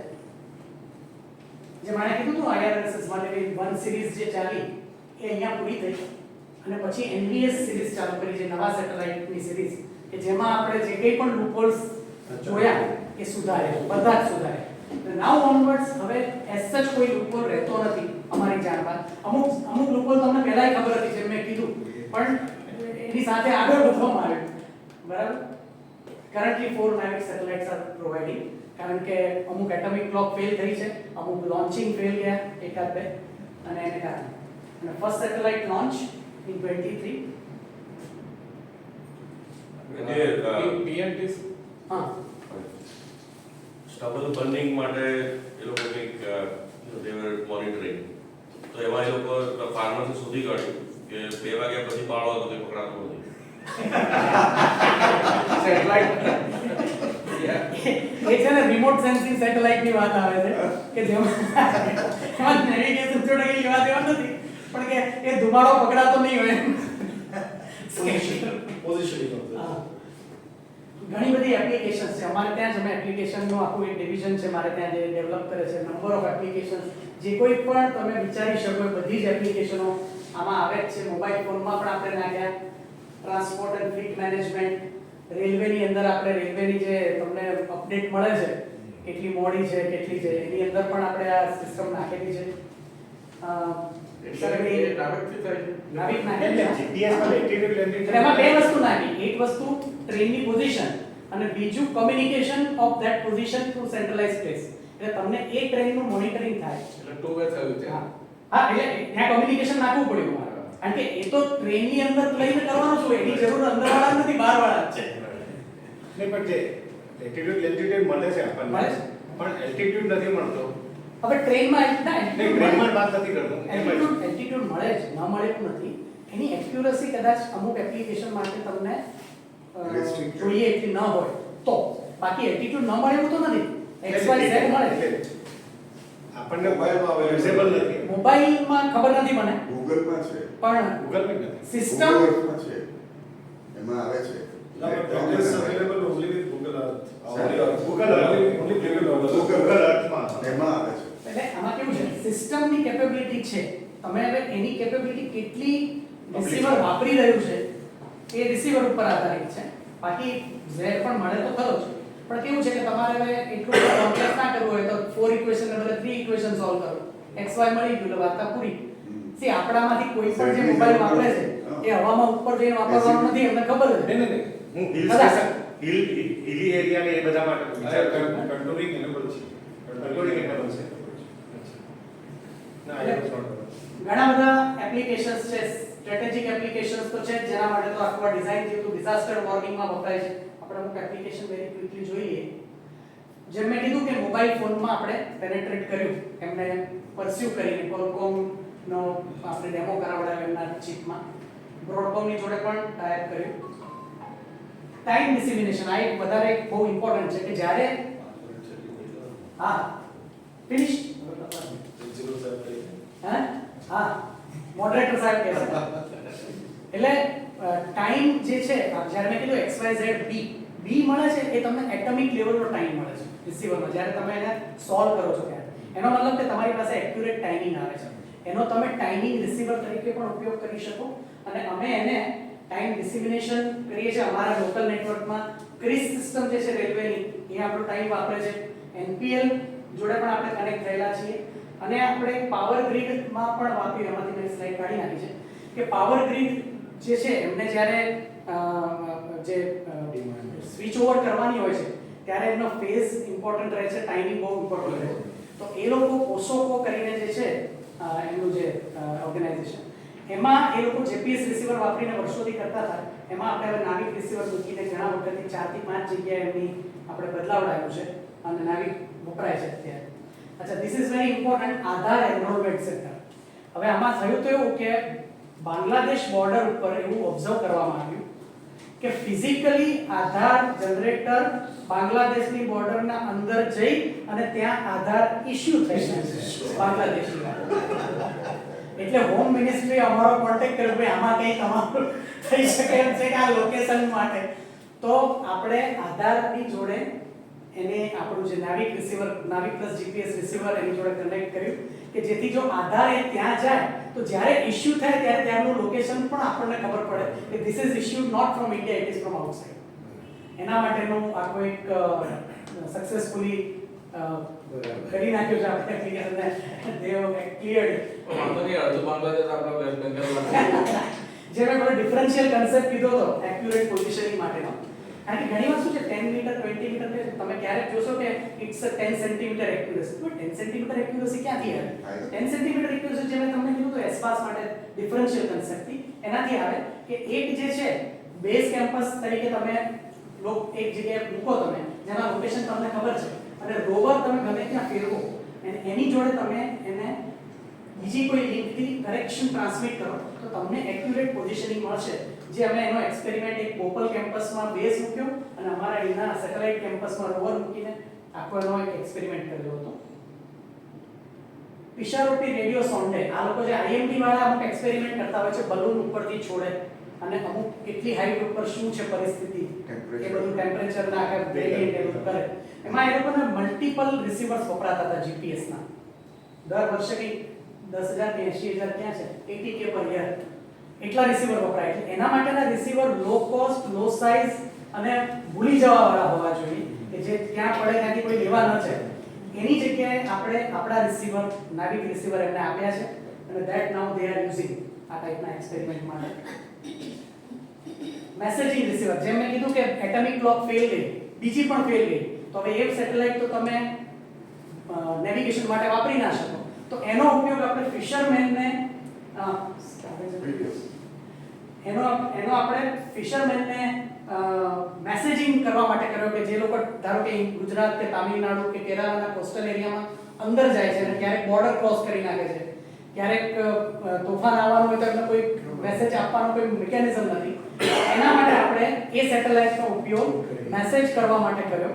ઇન્કોઇસ નામના ઓર્ગેનાઇઝેશન જોડે ટાઈપ કરીને એ લોકો એમના મેસેજ આ ટાઈપના મોકલે અથવા તો પછી તો અમે ટુ વે પણ કર્યું ને એ લોકો પણ ત્યાંથી એક્નોલેજ પણ કરી શકે કે we have received the message અને બાઉન્ડરી ક્રોસ થતી હોય તો એમને ત્યાં આગળ એલર્ટ મળે કે now you are on international boundary, don't cross it.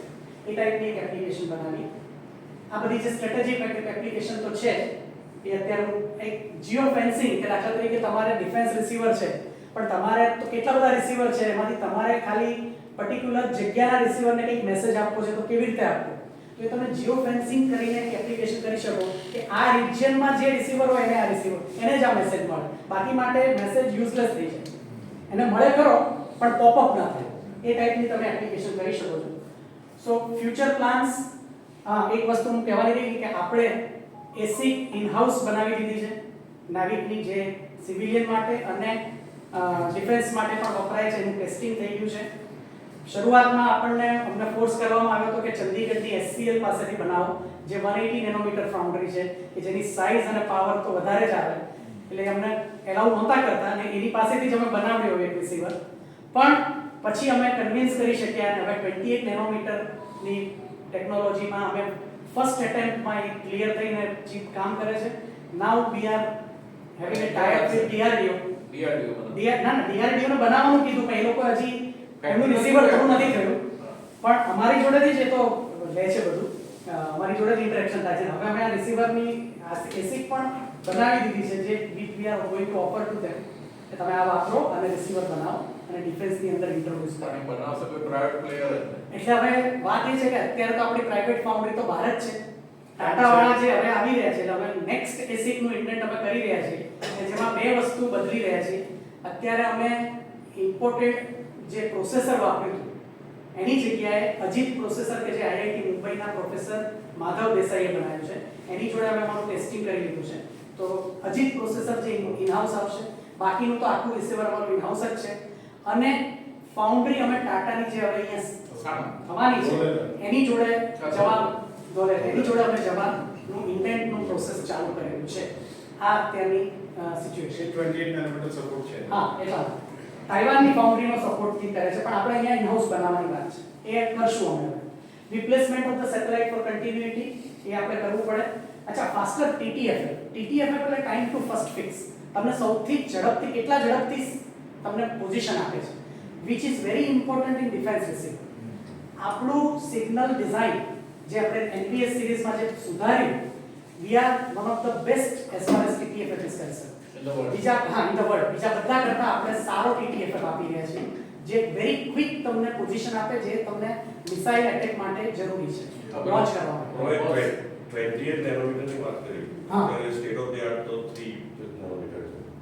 તો તમને એટલે એમાં કેવું છે? આમાં જરૂર નથી એવું છે? ના, એમાં એવું છે, બે ત્રણ વસ્તુ છે. આમાં જરૂર નથી તો એક વસ્તુ, પણ બીજી વસ્તુ એ છે કે 3 મિલીમીટર જે છે એ કદાચ મેમરી ચિપ્સ માટે ચાલે, પણ અમારે જે અમુક RF અને ડિજિટલ જે કોમ્પોનન્ટ્સ આવવાના રિસીવરમાં, દાખલા તરીકે અમે RF ની જે ASIC છે એ 28 નેનોમીટર પર ન જાવ એવું ઘણા બધા કહે છે.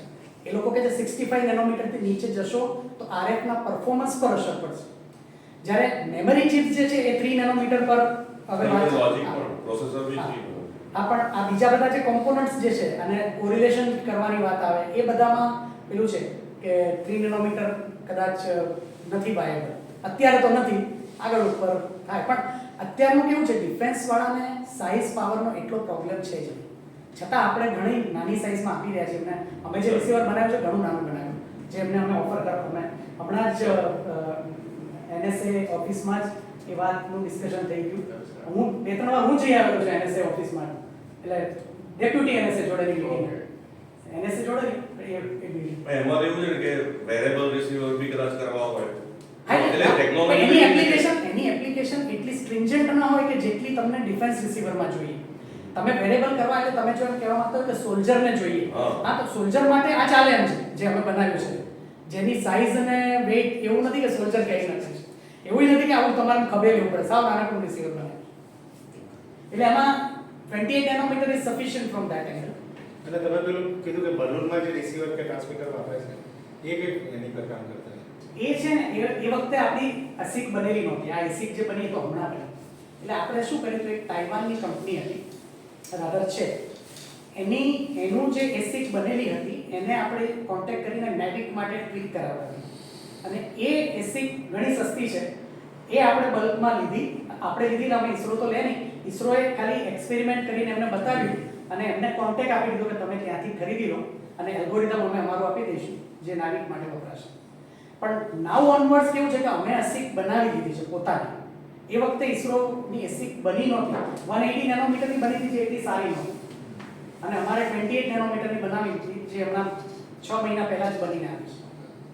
જે બ્રહ્મોસની એક્યુરસી ઓપરેશન સિંધુમાંથી એકદમ પિન પોઈન્ટ, Perfect. એકદમ રન વેલ્યુ વચ્ચોવચ્ચ જે સાયન્સ સેન્ટિમીટર મને એક્ઝેક્ટ ડિટેલ્સ તો ખબર નથી, પણ આ અમારું નાવિક વપરાયું છે એવી વાત છે એમાં કે ડ્યુઅલ ફ્રીક્વન્સી છે. GPS is a single frequency, hours is a dual frequency. અને અમે અમુક ડિફેન્સ રિસીવર ઓલરેડી ડિફેન્સને આપેલા છે. They are doing field trials and other things. હા એવી ઉમર હતી કે ના આવી ઇન્ડિજિનસ એટોમિક ક્લોક જે બની એ બતાવી રહ્યા છે.